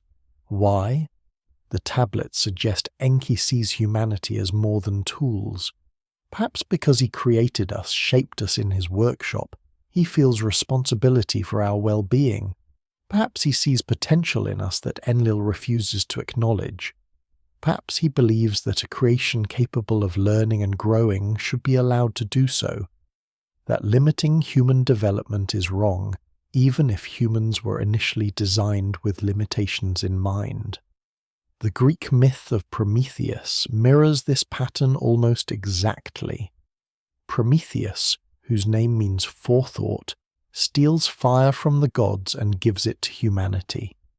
Zeus, the king of the gods, punishes him brutally for this transgression, chaining him to a rock where an eagle eats his liver daily, the organ regenerating each night so the torment can continue. Prometheus suffers because he helped humanity, because he gave them technology they weren't supposed to have, because he elevated them beyond their intended role. In Mesoamerica, the god Quetzalcoatl is credited with teaching humans writing, mathematics, astronomy, agriculture. He's described as opposing human sacrifice, wanting to elevate humanity through knowledge rather than demanding their subservience. Other gods eventually drive him away, send him into exile. because his approach to humans threatens the established order where gods rule and humans serve. The Babylonian priest Berossus, writing in the 3rd century BCE but drawing on much older Mesopotamian traditions, describes a being called Oannes who emerged from the sea and taught humans civilization. Oannes is described as having the body of a fish but the head and feet of a man, a hybrid creature, neither fully one thing nor another. He teaches writing, agriculture, mathematics, astronomy. He civilizes humanity. And then he returns to the sea, leaving humans to continue what he started. Are these separate stories? Or are they different cultural memories of the same pattern? Rebel gods or advanced beings who helped humanity develop beyond our intended limitations, who taught us knowledge our creators didn't want us to have, who elevated us from servants to something approaching equals. The pattern appears too consistently across too many disconnected cultures to be pure coincidence. Either it's a universal archetype, something in human psychology that naturally creates stories of helpful, supernatural beings, or it's cultural memory of something that actually happened, preserved in mythology, because mythology was the only way ancient peoples could express or preserve what they'd experienced. If Enki was real, if he actually taught humanity forbidden knowledge, then we owe our civilization not to the gods who created us, but to the God who rebelled against his own kind on our behalf. We exist as more than primitive workers because Enki chose to give us the tools to become something greater, but the tools themselves remain mysterious, described in texts with language that blurs the line between the metaphorical and the literal. Sumerian tablets speak of the me, usually translated as divine powers or cultural attributes, but ascribed in ways that sound oddly mechanical. The me are objects that can be stolen, transferred, activated, contained in physical form. When Inanna steals the me from Enki, she loads them onto a boat. They're physical things with weight and presence. The tablets list more than 100 me, including kingship, warfare, writing, music, sexual practices, religious rites, and something translated as the giving of decisions. They sound less like abstract concepts and more like programs, technologies, knowledge bases that could be transferred from one being to another, downloaded into civilization like software into hardware. What if the me weren't divine blessings, but actual devices or data storage that contain the knowledge and capabilities the Anunnaki wanted humans to have access to? The story of Inanna stealing the me from Enki is one of Sumerian literature's most entertaining narratives, full of trickery and drama and reversals. Inanna travels to Eridu, where Enki dwells in the Abzu. She's welcomed warmly. Enki, drinking beer and enjoying her company, becomes generous, too generous.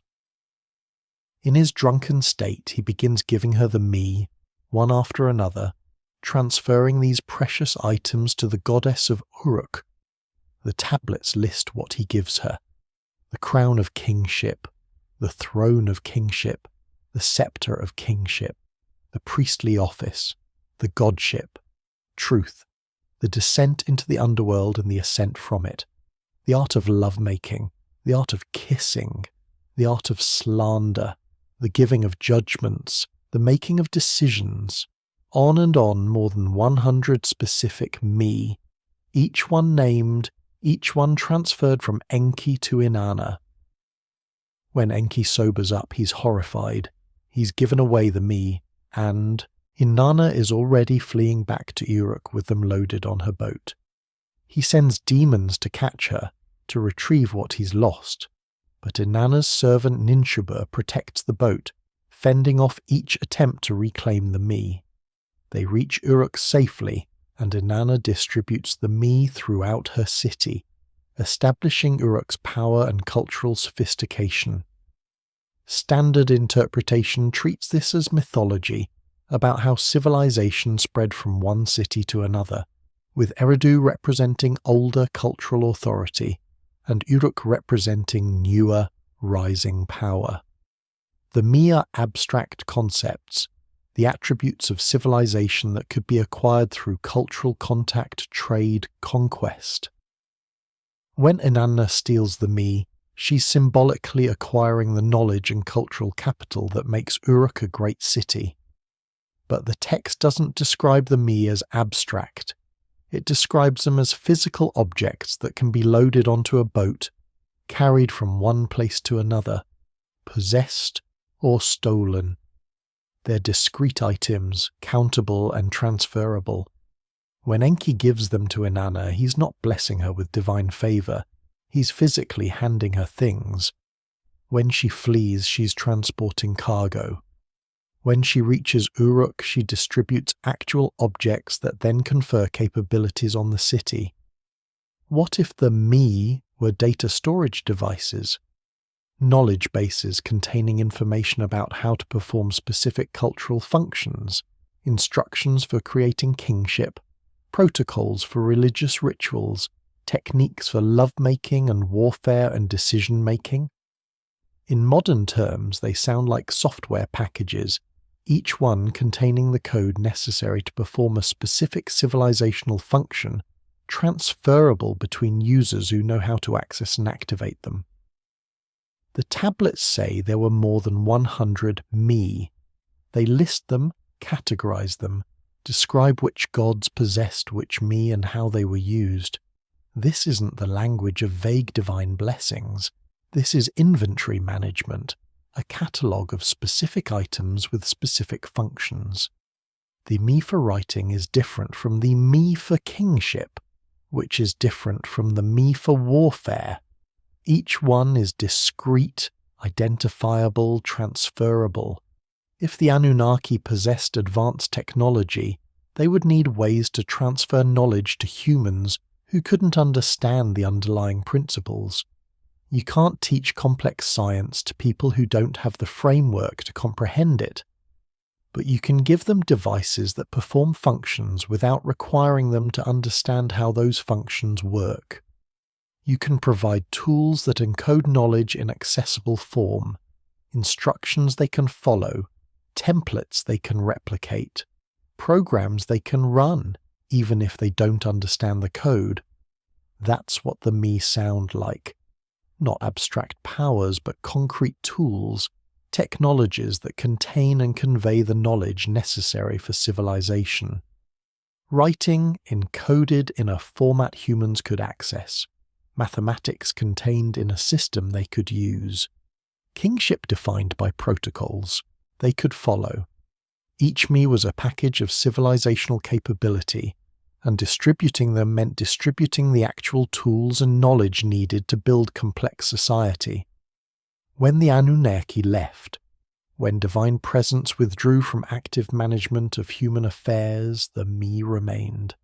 Physical artifacts containing knowledge that humans could use even if they didn't fully understand it. And as long as the Mi existed, civilization could continue, maintained by the tools the gods had left behind. But tools break, knowledge degrades, and without the Anunnaki present to maintain or replace the Mi, humanity began to lose what had been given. Which brings us to the question that haunts every ancient astronaut theory, every attempt to read the tablets as history rather than mythology. If any of this is real, if we were created by beings from elsewhere, if our earlier civilizations were seeded with knowledge from the Anunnaki, then why don't we remember more clearly? The tablets provide an answer. Because they left. Around 2000 BCE, the Sumerian texts stop describing active divine presence. The gods withdraw, leaving humanity to develop independently. Some tablets describe this as punishment for human disobedience, others as a natural progression, the parent stepping back from the child they've raised. But the effect is the same.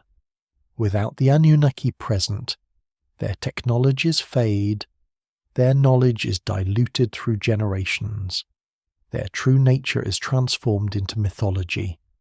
What was once historical memory becomes religious belief, then legend, then fairy tale, and we're left with fragments of the truth pressed into clay, waiting to be understood by descendants who have forgotten where they came from. The transition happens gradually in the tablets, not as a single, dramatic departure, but as a slow withdrawal. The earlier Sumerian text from the 3rd millennium BCE described gods actively involved in human affairs. They walk among us, dwell in temples, speak directly to kings, make decisions that immediately affect human civilization. The Anunnaki are present, accessible, engaged in managing the world they colonized and the species they created. By the 2nd millennium BCE, the texts begin to change. The gods become more distant. They still exist, still receive worship, still theoretically govern human affairs. But they do so from increasingly remote locations. They communicate through dreams and omens rather than direct conversation. They intervene less frequently in human matters. Their presence becomes more abstract, more symbolic, more like the distant gods of later religions than the hands-on managers of early Sumerian texts. What happened around 2000 BCE? The Sumerian civilization itself was collapsing, conquered by Akkadian and then Babylonian powers. The political structure that had organized Mesopotamia for over 1,000 years was fragmenting. Cities that had been independent states were incorporated into larger empires. The old ways were changing, and perhaps in that chaos whatever connection had existed between humanity and the Anunnaki was severed or abandoned. The tablets hint at reasons for the withdrawal. Some texts suggest the gods grew tired of managing humanity, that we'd become too numerous and complex to control effectively. Other texts suggest we were meant to develop independently eventually, that the initial intervention was always intended to be temporary. Still other passages suggest conflict among the Anunnaki themselves, disagreements about whether to continue involvement with humanity or to abandon the experiment and leave us to our own devices. Whatever the reason, the effect was profound. Without the Anunnaki present, the knowledge they'd brought began to erode. Technologies that required their maintenance stopped working. Techniques that required their instruction were performed incorrectly and then forgotten. The me, if they were physical objects, were lost or destroyed or locked away in temples where no one understood how to use them anymore. What had been science became ritual. What had been technology became magic. What had been historical memory became mythology. This pattern of knowledge loss is visible in the archaeological record. Early Sumerian civilization demonstrates capabilities that later periods struggle to replicate. The precision of astronomical observations decreases. Metallurgical techniques are simplified. Architectural ambitions become more modest. It's as if civilization started at a high level, and then, without the source of that knowledge to maintain it, gradually regressed to what humans could sustain independently. The tablets themselves became objects of reverence rather than sources of information. By the 1st millennium BCE, Cuneiform was already becoming a dead language, understood only by specialized scribes who copied ancient texts without necessarily comprehending their full meaning.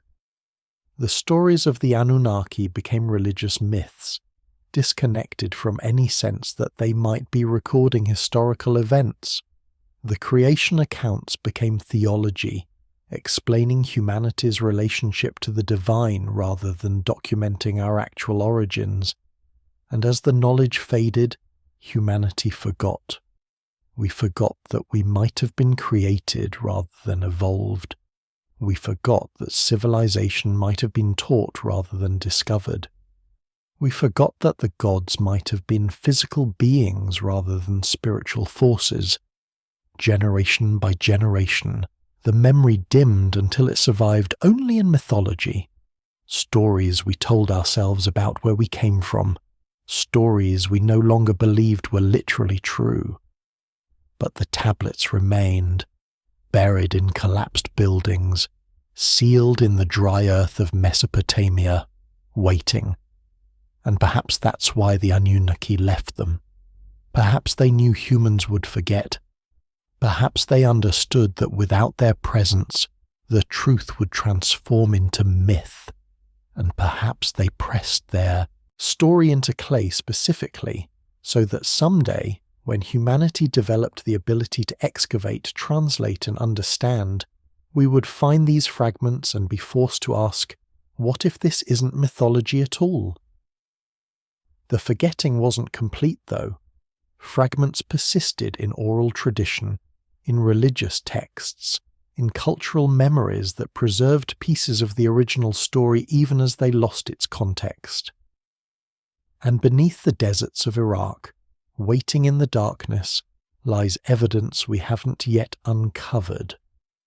Beneath the deserts of Iraq, ground-penetrating radar shows anomalies, massive geometric structures still buried, cities that haven't been excavated, chambers and tunnels extending deep underground in patterns that don't match natural formation. Political instability in the region has prevented comprehensive archaeological investigation for decades, meaning vast portions of ancient Mesopotamia remain unexamined. What's still buried there? What tablets remain sealed in collapsed buildings? What technologies rest in chambers no one has entered for 4,000 years? Every major discovery in Mesopotamian archaeology has come from a fraction of what exists. The British Museum, the Louvre, the Iraq Museum, their collections represent perhaps 1% of what's actually there. And if that 1% tells the story we've uncovered so far, what do the other 99% say? The math is sobering. Archaeologists estimate that less than 5% of ancient Mesopotamian sites have been excavated to any significant degree. Of those that have been excavated, most were only partially explored. Test trenches, surface surveys, limited digs focused on monumental architecture while leaving residential areas and industrial districts untouched. And of the artifacts recovered from those limited excavations, only a fraction have been fully studied, translated, published. Iraq's modern history has made comprehensive archaeology nearly impossible.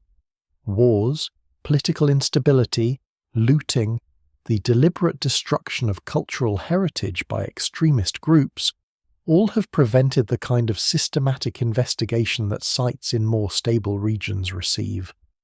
Ground-penetrating radar and satellite imaging show what's there, revealing the outlines of buried cities, the geometry of structures still sealed beneath meters of accumulated soil. But seeing them and excavating them are different things entirely. What we know about Sumerian civilization comes primarily from a handful of major excavations conducted in the late 19th and early 20th centuries: Ur, Uruk, Nippur, Lagash. These digs recovered thousands of tablets, established the basic chronology of Mesopotamian history, identified major gods and kings and historical events, but they barely scratch the surface of what exists. Consider Uruk, one of the most extensively excavated sites. Archaeologists have worked there on and off for over a century, and yet even after all that work, less than 10% of the ancient city has been uncovered. 90% remains buried, still holding whatever artifacts, tablets, and structures lie beneath.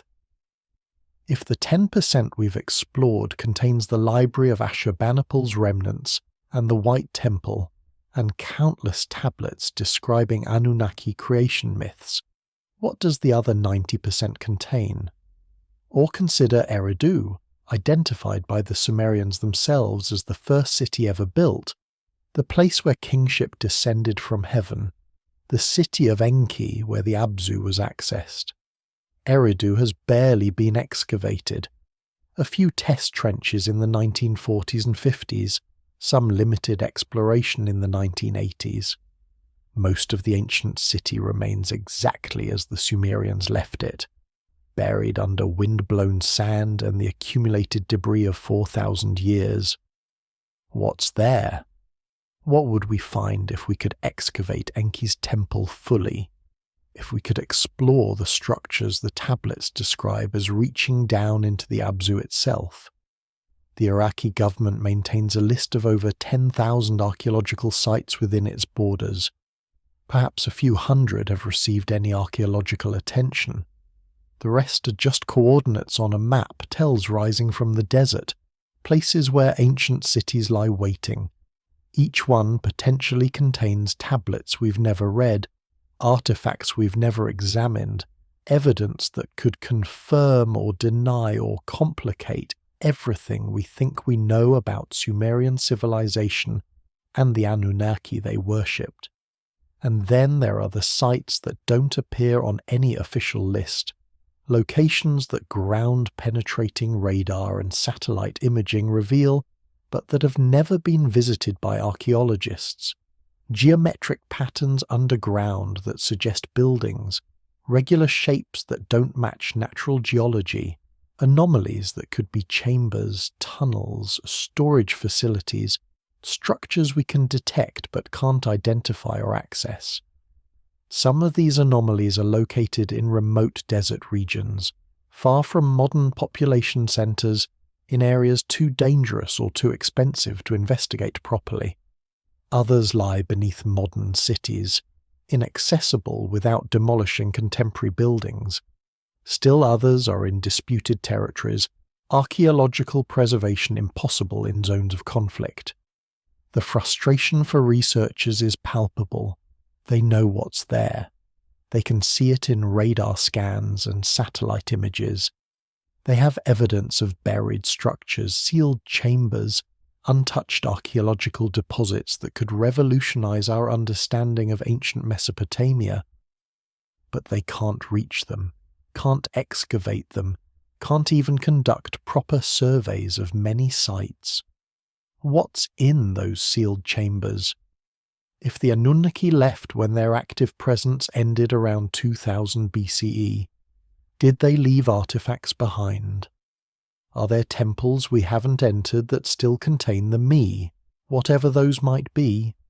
Are there libraries larger than what Ashurbanipal collected, containing older texts, more complete, versions of stories we only know in fragments?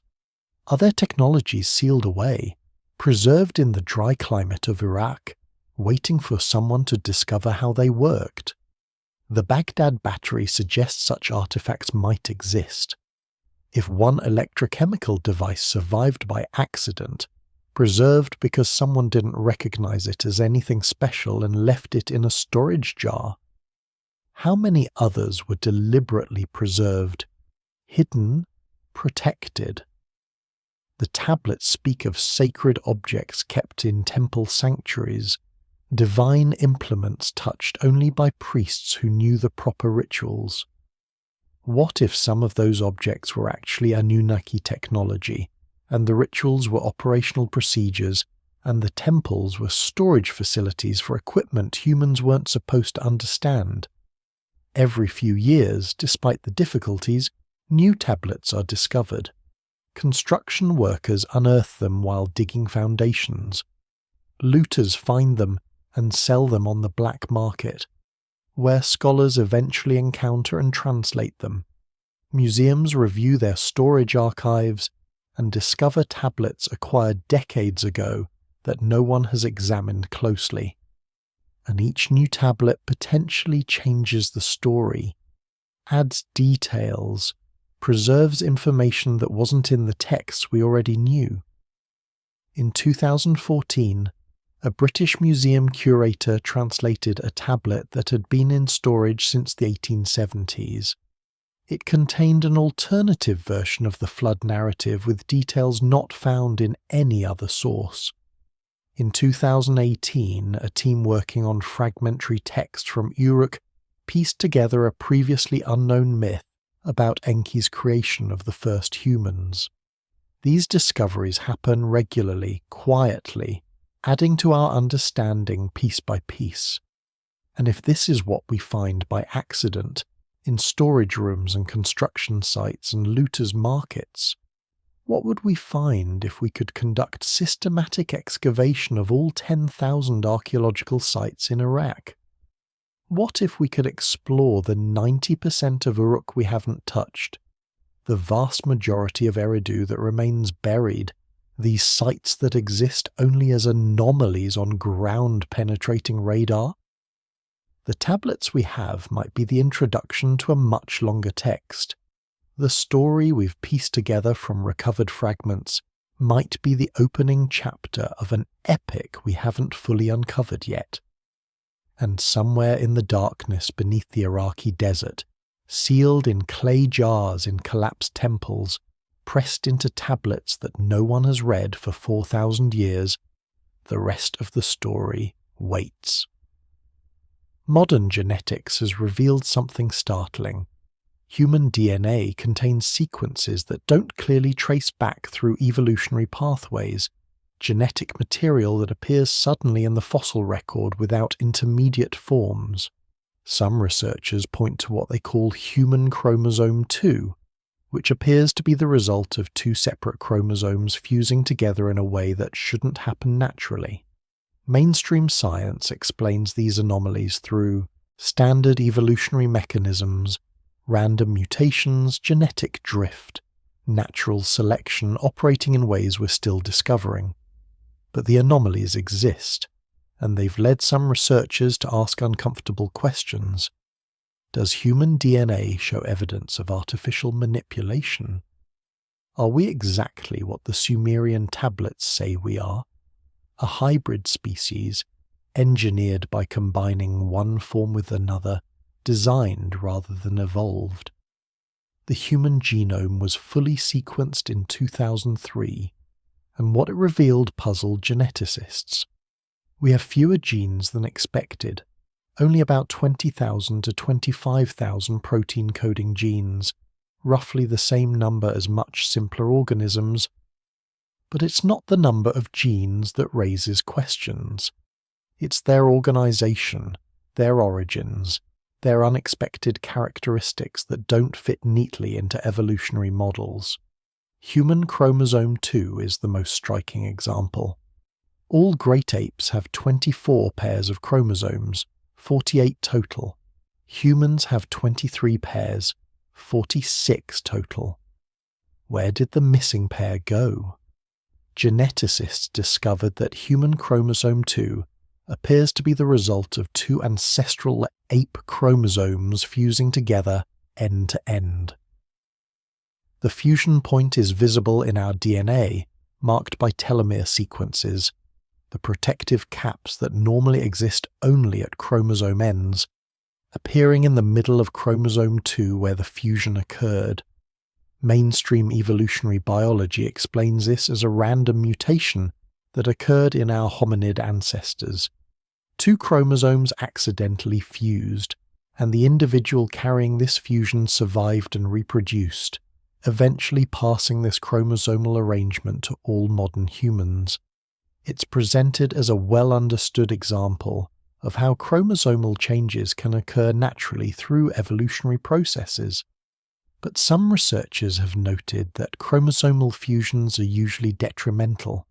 They often cause fertility problems, developmental issues, health complications. For such a dramatic change to not only occur but to become fixed in the entire human population suggests either extraordinary luck or deliberate engineering. If you wanted to create a new species by modifying an existing one, altering chromosome number would be one way to ensure genetic isolation. making it difficult or impossible for your new creation to breed with the original species. Then there's the question of so-called junk DNA, the vast stretches of our genome that don't code for proteins and whose function remained mysterious for decades. We now know that much of this non-coding DNA serves regulatory purposes, controlling when and how genes are expressed. But some sequences still defy explanation, their purpose unclear, their origin uncertain. Some appear to be remnants of ancient viral infections, genetic material inserted into our ancestors' DNA millions of years ago. Others have no clear evolutionary precedent, sequences that appear in humans but not in our closest primate relatives, genetic, material that seems to have arrived without the intermediate forms you'd expect from gradual evolutionary change. The FOXP2 gene, essential for language and speech, shows an unusually rapid rate of change in the human lineage. It's nearly identical across all mammals, suggesting it's highly conserved because it performs essential functions that can't be altered without harmful effects. But in humans, it underwent specific mutations that don't appear in any other species, changes that occurred remarkably recently in evolutionary terms, and that directly enabled our unique language capabilities. Random mutation and natural selection could explain this, or it could be evidence of targeted modification, specific genetic changes introduced to give one species capabilities others lack. The more we learn about human genetics, the more anomalies appear, sequences that seem optimized rather than evolved. Gene combinations that work too well together, as if designed for compatibility. Regulatory mechanisms that control complex developmental processes with a precision that seems engineered. Mainstream science explains all of this through natural processes. Evolution is capable of creating apparent design through selection pressures operating over millions of years. But the alternative explanation whispers in the genetic code. What if we were designed? What if the Sumerian creation myths are describing genetic engineering in the only language available to ancient peoples? The tablets say Enki mixed the essence of the Anunnaki with the clay of earth, with whatever already existed here. In modern terms, that sounds like combining genetic material from two sources to create a hybrid. The tablets describe multiple attempts, failures, adjustments before success. That sounds like experimental genetics, trial and error until the desired result is achieved. The tablets say the result was a species designed to be intelligent enough for complex work, but limited enough to remain controllable. That sounds like selective engineering of specific traits. Are we reading too much into mythology, projecting modern scientific concepts onto ancient stories that mean something entirely different? Almost certainly. Human chromosome 2 has a perfectly good evolutionary explanation. The FOXP2 mutations can be understood through standard population genetics. The apparent anomalies in our DNA are probably just gaps in our understanding, mysteries that will be solved as genetic science advances. And yet the question persists, carved into clay 4,000 years ago and encoded in every cell of our bodies. Where did we come from, and why are we the way we are? The Sumerian account isn't unique. Across the world, separated by oceans and millennia, cultures tell strikingly similar stories. The Hopi speak of sky people who came to Earth in flying shields. The Dogon of Mali describe beings from Sirius who taught them astronomy. Hindu texts describe the devas and flying machines called vimanas. Egyptian hieroglyphs show gods with animal heads who came from the stars. Aztec legends speak of Quetzalcoatl, the feathered serpent who brought civilization and promised to return. Are these independent mythologies that coincidentally share the same themes? Or are they different cultural memories of the same events, humanity's earliest encounter with beings from elsewhere, preserved in whatever symbolic language each culture developed to express the experience? The Hopi people of the American Southwest preserve oral traditions about their origins that bear striking resemblance to Sumerian creation accounts. They speak of emerging into this world from a previous world below, guided by beings they call kachinas, spirit beings who taught them how to live, how to farm, how to organize their society. The Hopi describe these beings arriving in flying shields that move through the sky, technology far beyond what humans possessed. When the teaching was complete, the kachinas departed, leaving humans to continue what they'd started. Anthropologists interpret these as symbolic narratives about cultural migration, the Hopi people's movement from one region to another, mythologized as emergence from an underworld. The kachinas represent ancestral spirits or personified natural forces, not literal beings. The flying shields are mythological embellishment, the kind of supernatural elements that characterize all indigenous cosmologies. But what if the Hopi were describing what their ancestors actually witnessed? Beings who came from elsewhere, taught civilization, and departed in flying craft. The pattern matches the Sumerian account. Advanced beings arriving, instructing humans, establishing society, then leaving. The Dogon people of Mali preserve astronomical knowledge that puzzled Western researchers when it was first documented in the 1930s. The Dogon described Sirius as a binary star system, Sirius A, the bright star visible to the naked eye, orbited by Sirius B, a dense white dwarf companion. They knew the orbital period, knew that Sirius B was small but incredibly heavy, knew details about the star system that weren't discovered by Western astronomy until the 19th and 20th centuries. How did an isolated West African tribe know about Sirius B, a star invisible without telescopes? The Dogon say they were taught by the Nomo, amphibious beings who came from the Sirius system in ancient times, emerged from the water, and instructed their ancestors in astronomy and civilization. Skeptics argue the Dogon learned about Sirius B from Western astronomers who visited the region in the early 20th century and incorporated this knowledge into their mythology retroactively. But Dogon oral traditions describing Sirius as a binary system were recorded before Western contact, suggesting their knowledge predates the proposed contamination.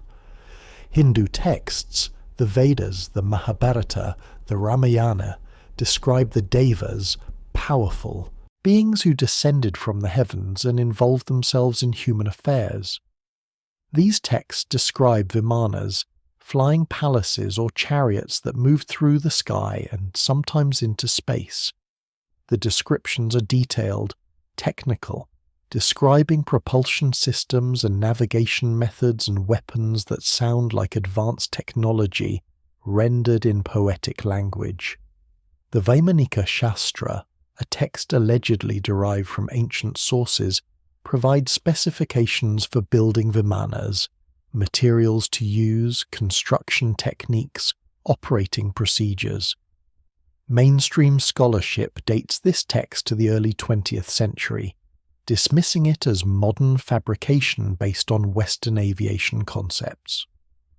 But the ancient references to Vimanas in texts that are genuinely old suggest some basis for the legends, some cultural memory of technology that ancient peoples couldn't fully understand or replicate.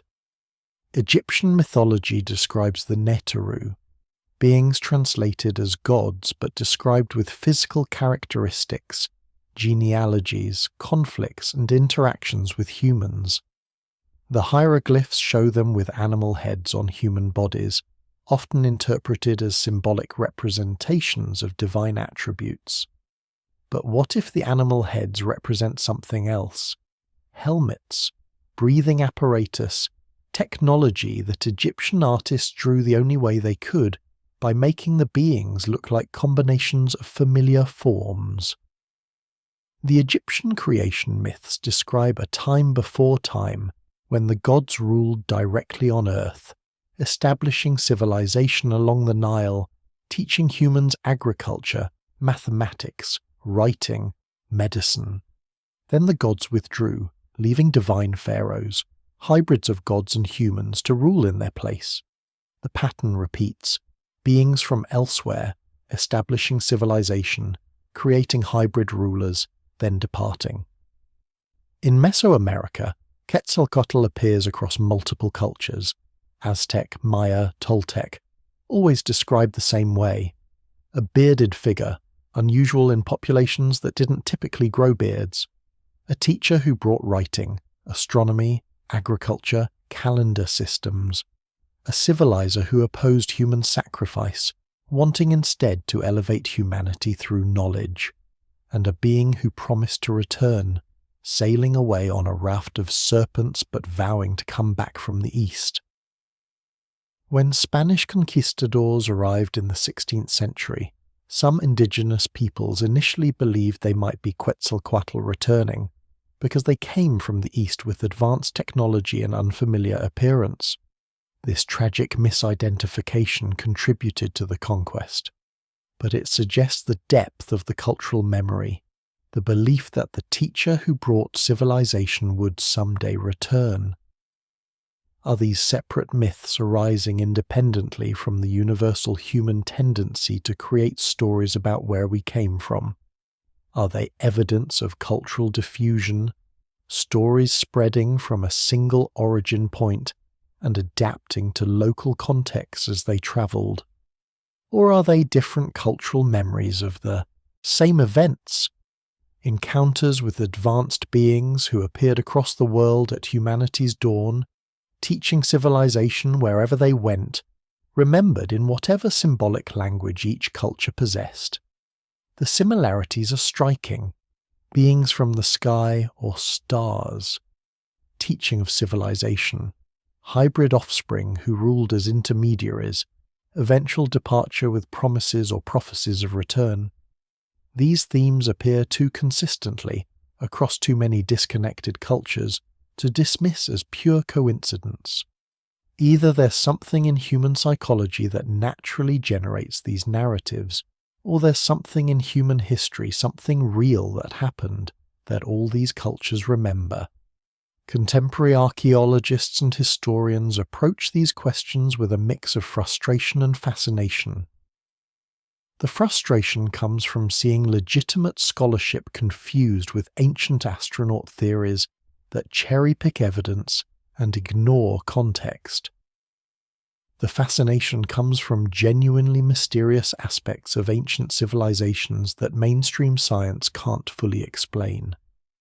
How did the Sumerians develop sophisticated mathematics so quickly? Where did their astronomical knowledge come from? Why do their creation myths read like technical manuals compared to other cultures' poetry? Most scholars settle on this answer.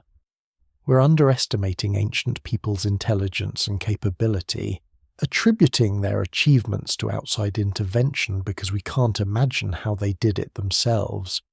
And perhaps that's true. Perhaps the Sumerians were simply more brilliant than we give them credit for, and everything that seems impossible was actually accomplished through human ingenuity we've forgotten how to appreciate. The academic response to ancient astronaut theories is rooted in a fundamental principle. Don't assume intervention when human capability suffices. Ancient peoples were just as intelligent as modern humans. Their brains were identical to ours.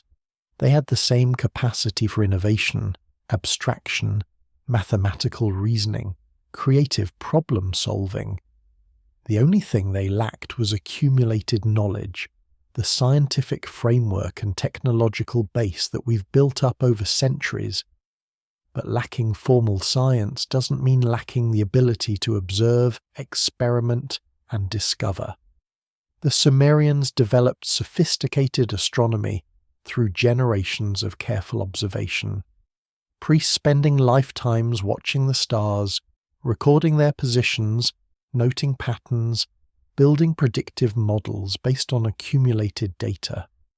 No aliens required, just human dedication and intelligence applied consistently across generations. They developed advanced mathematics the same way.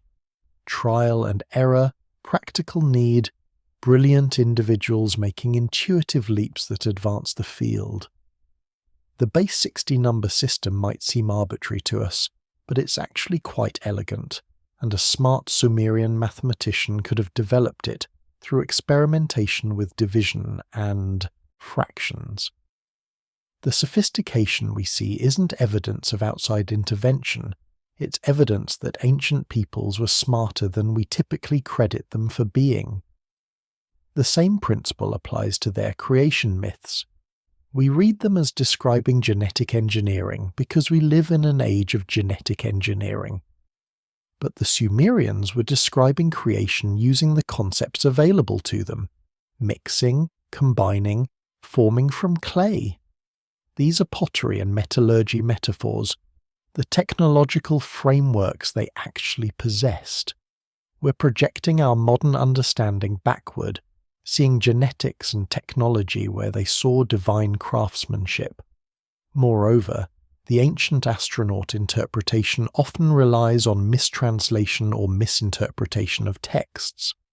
Zechariah Sitchin's work, which popularized many of these ideas, has been thoroughly critiqued by actual Sumerologists who point out his errors in reading cuneiform, his mistranslation of key terms, his selective quotation that ignores context. When you read the tablets correctly, in their full context, using proper linguistic analysis, they read as mythology. Sophisticated, complex, meaningful mythology, but mythology nonetheless. The academic consensus is clear. Ancient civilizations accomplished what they accomplished through human intelligence, human effort, human ingenuity. To suggest otherwise is to diminish their achievements, to imply they weren't capable of greatness without outside help. It's a form of intellectual colonialism, projecting modern assumptions onto ancient peoples and deciding their accomplishments must have alien explanations because we can't imagine humans doing it themselves. And there's truth to this criticism. We do tend to underestimate ancient peoples. We do sometimes assume that sophisticated knowledge or technology must have exotic origins because it seems too advanced for the time period. And the ancient astronaut theories do often oversimplify, cherry-pick evidence, ignore contradictions, and see patterns that aren't really there. But the criticism doesn't entirely address the mysteries. How did the Sumerians know about planets they couldn't see? How did they develop astronomical knowledge that took us millennia to rediscover? Why does civilization appear so suddenly, so fully formed? The mainstream answers, patient observation, lost intermediate stages, incomplete archaeological record, are probably correct, but they remain somewhat speculative, based on what should have happened rather than what we've actually found, and the tablets themselves won't let us entirely dismiss the questions. Even in proper translation, even in full context, they describe creation through intervention. They describe beings from elsewhere teaching and shaping humanity. They describe us as a designed species made for a purpose. Maybe that's just how ancient peoples understood the world, through narratives of divine creation and intervention. Or maybe, as the ancient astronaut, theorists argue they were describing what actually happened in the only language available to them. The debate continues, will continue, probably forever, because the evidence allows multiple interpretations and we can't travel back in time to witness what actually occurred. But the questions themselves matter. The mysteries themselves are valuable. because they keep us asking, wondering, examining our assumptions about human history and human capability. In climate-controlled rooms across the world, tens of thousands of Sumerian tablets remain untranslated. There aren't enough scholars who can read Cuneiform. There isn't enough funding for comprehensive translation projects. And so, they wait, these fragments of baked clay, holding stories and knowledge and possibly answers to questions we haven't learned how to ask yet. Every decade brings new translations, new insights, new pieces of the puzzle. In 2008, a tablet was finally translated that described the fall of an asteroid in ancient times with such precision that astronomers could calculate its trajectory and impact point. In 2011, another tablet revealed mathematical knowledge that wouldn't be discovered until the 16th century. What else is waiting in those archives? What other secrets are pressed into clay that no living person has read for 4,000 years? The tablet translated in 2008 is known as the planisphere, a circular star chart recovered from the library of Ashurbanipal at Nineveh. For over a century after its discovery, scholars couldn't fully decipher it. The markings didn't match known constellation patterns. The annotations didn't make sense. It sat in storage, catalogued but not understood. Then researchers using computer analysis to decode the cuneiform realized what they were looking at: an astronomical observation of a massive impact event. The tablet describes the path of an object moving through the sky, provides angular measurements of its trajectory, notes the constellations it passed through. When astronomers input this data into orbital calculation software, they could reconstruct the event, an asteroid or comet fragment approximately 1 kilometer in diameter, entering Earth's atmosphere at a shallow angle, exploding in the air before impact. The trajectory calculation pointed to a specific location, the Alps, in modern-day Austria. And geological surveys of that region have found evidence of a massive impact event around 3200 BCE, exactly when the tablet would have been describing if the Sumerian astronomical records were accurate. An ancient Sumerian astronomer watched this impact, recorded its details with such precision that modern scientists could use those observations to calculate orbital mechanics and impact location thousands of years later. That's the level of observational astronomy the Sumerians possessed. Not vague mythological descriptions of celestial events, but precise mathematical records that remain scientifically valid today. The tablet translated in 2011 revealed advanced mathematical concepts.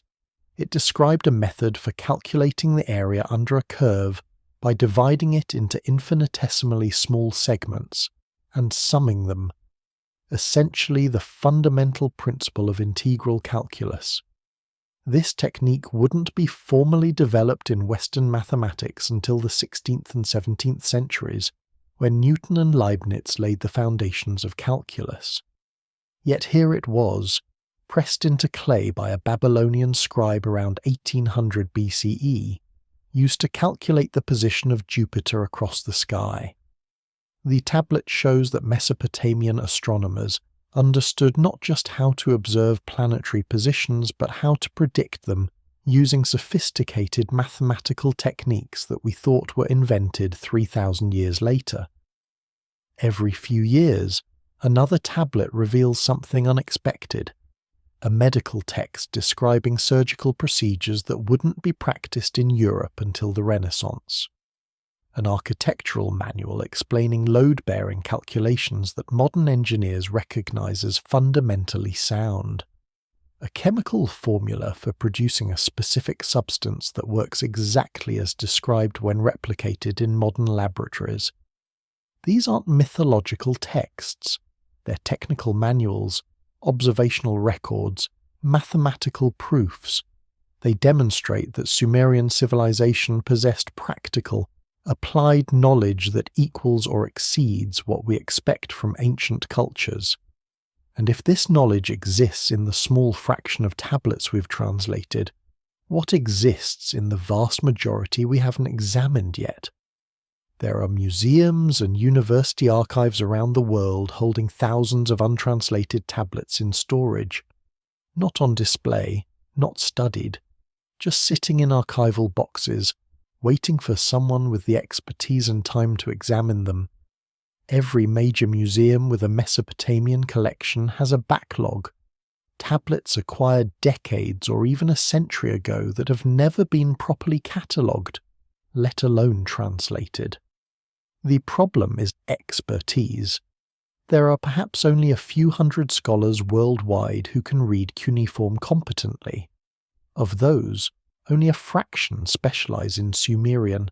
Most focus on the later Babylonian and Assyrian periods, when cuneiform was more standardized and easier to interpret.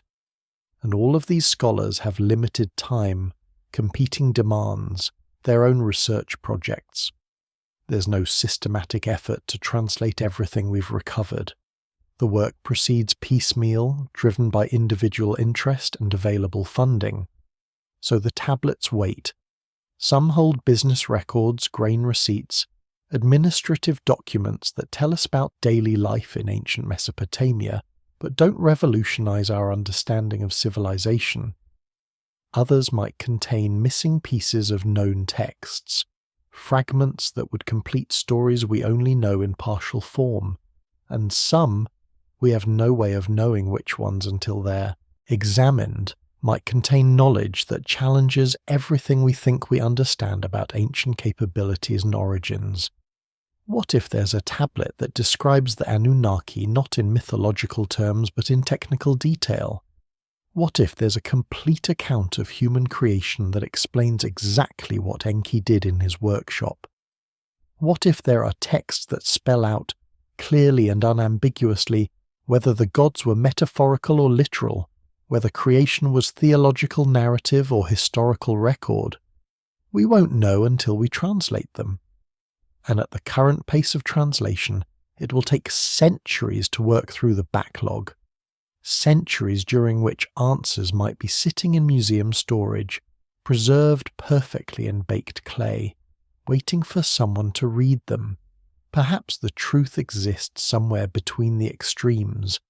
Not ancient astronauts in the literal science fiction sense, not pure mythology in the dismissive academic sense, but something more nuanced and strange. Perhaps the Anunnaki were an earlier human civilization now lost to time, advanced enough to seem godlike to the Sumerians who came after. Perhaps they were a species that evolved on Earth before us and left traces we're only now learning to recognize. Perhaps they were exactly what the tablets say, beings from the sky who came for resources, created workers, taught knowledge, and eventually departed, leaving us to puzzle over the truth of our origins. What matters is that the tablets exist, the words are real, and humanity's oldest written statements about where we came from describe creation, intervention, engineering, and purpose. We may never know the full truth, but we can read what our ancestors chose to write down the moment they learned how to preserve information across time. And what they wrote wasn't, "We evolved slowly over millions of years." They wrote, "The gods came from heaven and made us." The mystery persists because the evidence allows multiple interpretations, each with its own logic, its own supporting data, its own gaps and uncertainties. The ancient astronaut interpretation sees the tablets as historical records of extraterrestrial contact. The mainstream interpretation sees them as mythology, reflecting social structures and religious beliefs. Alternative theories propose lost human civilizations, parallel evolution, interdimensional beings, or other explanations that try to account for the apparent sophistication of ancient knowledge without invoking aliens or dismissing it as mere mythology. We can't prove any of these interpretations definitively. We don't have the Anunnaki to interrogate.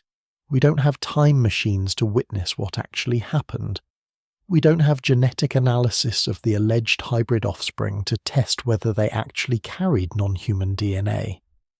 We have only the tablets, the archaeological record, the patterns in mythology, and our own ability to interpret evidence that remains stubbornly ambiguous.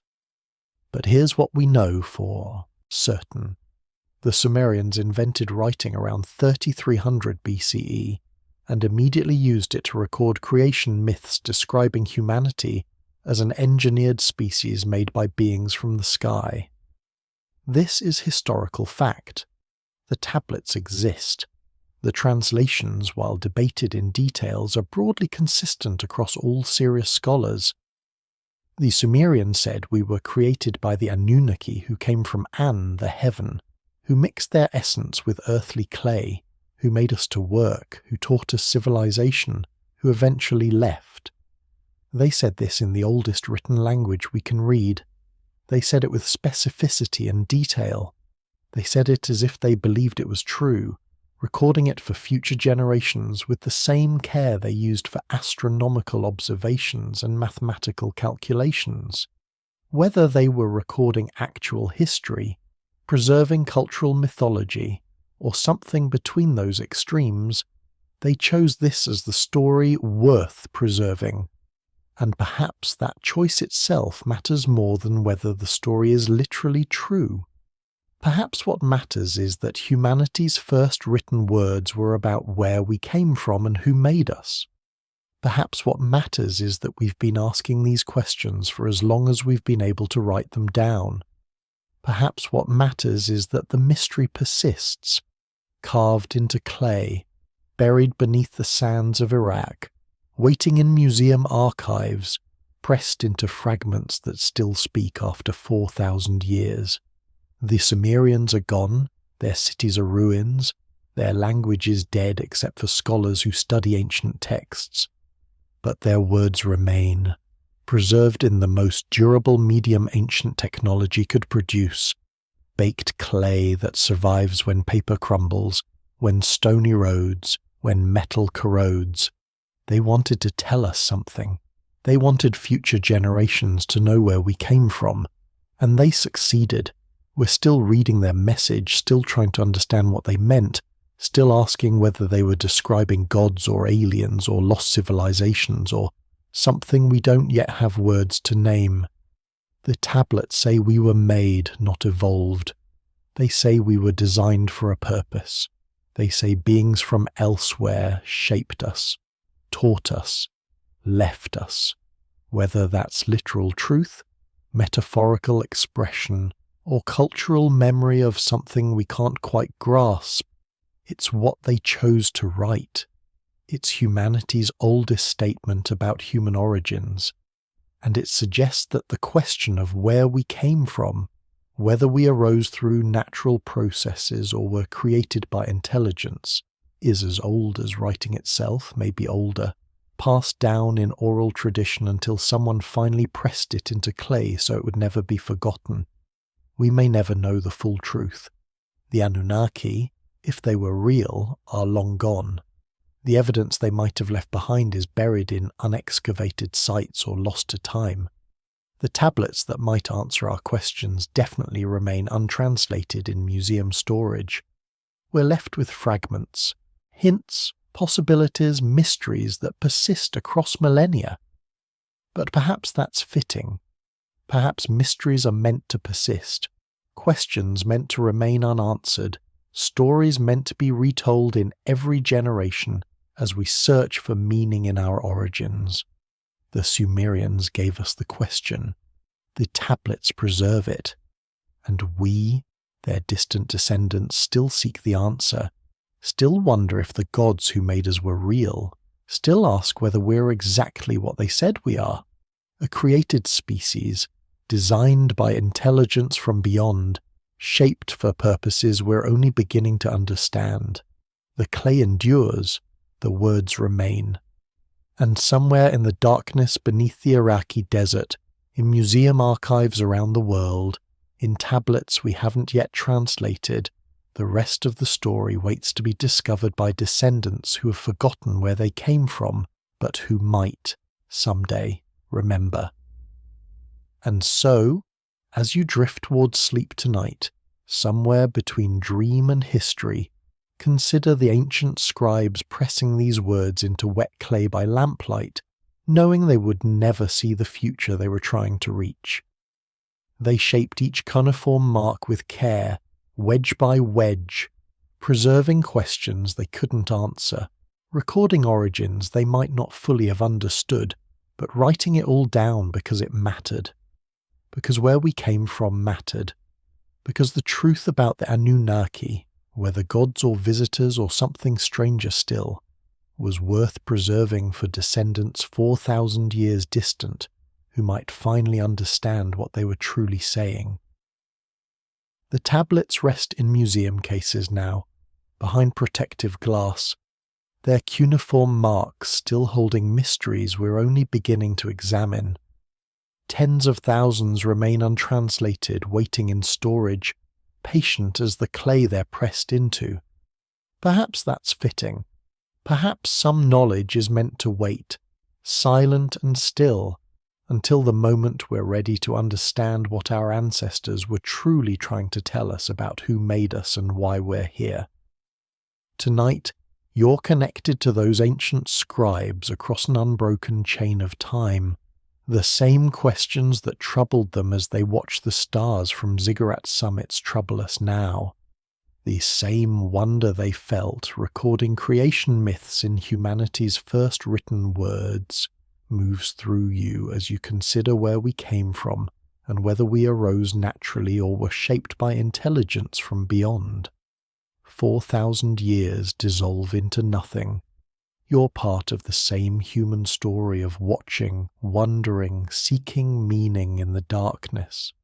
So let yourself drift now into the same darkness those ancient astronomers studied with such intensity, under the same stars they tracked so carefully, knowing something we've forgotten but might someday remember. The tablets will still be here when you wake, still speaking across millennia, still holding their secrets in baked clay. The Anunnaki, whether real or myth or something between, will still be waiting in the words, pressed into mud when writing was new and the memory of creation was fresh. Rest now. Let the ancient mysteries settle around you like desert sand covering ruins, gentle and inevitable. Let 4,000 years of questions become the rhythm of your breathing. Let the clay tablets speak their truth in dreams where gods and humans meet, where memory and mythology blend, where sleep finally comes to carry you into the same timeless dark that holds all our origins, all our questions, all the secrets we've buried and might someday unearth. Sleep well,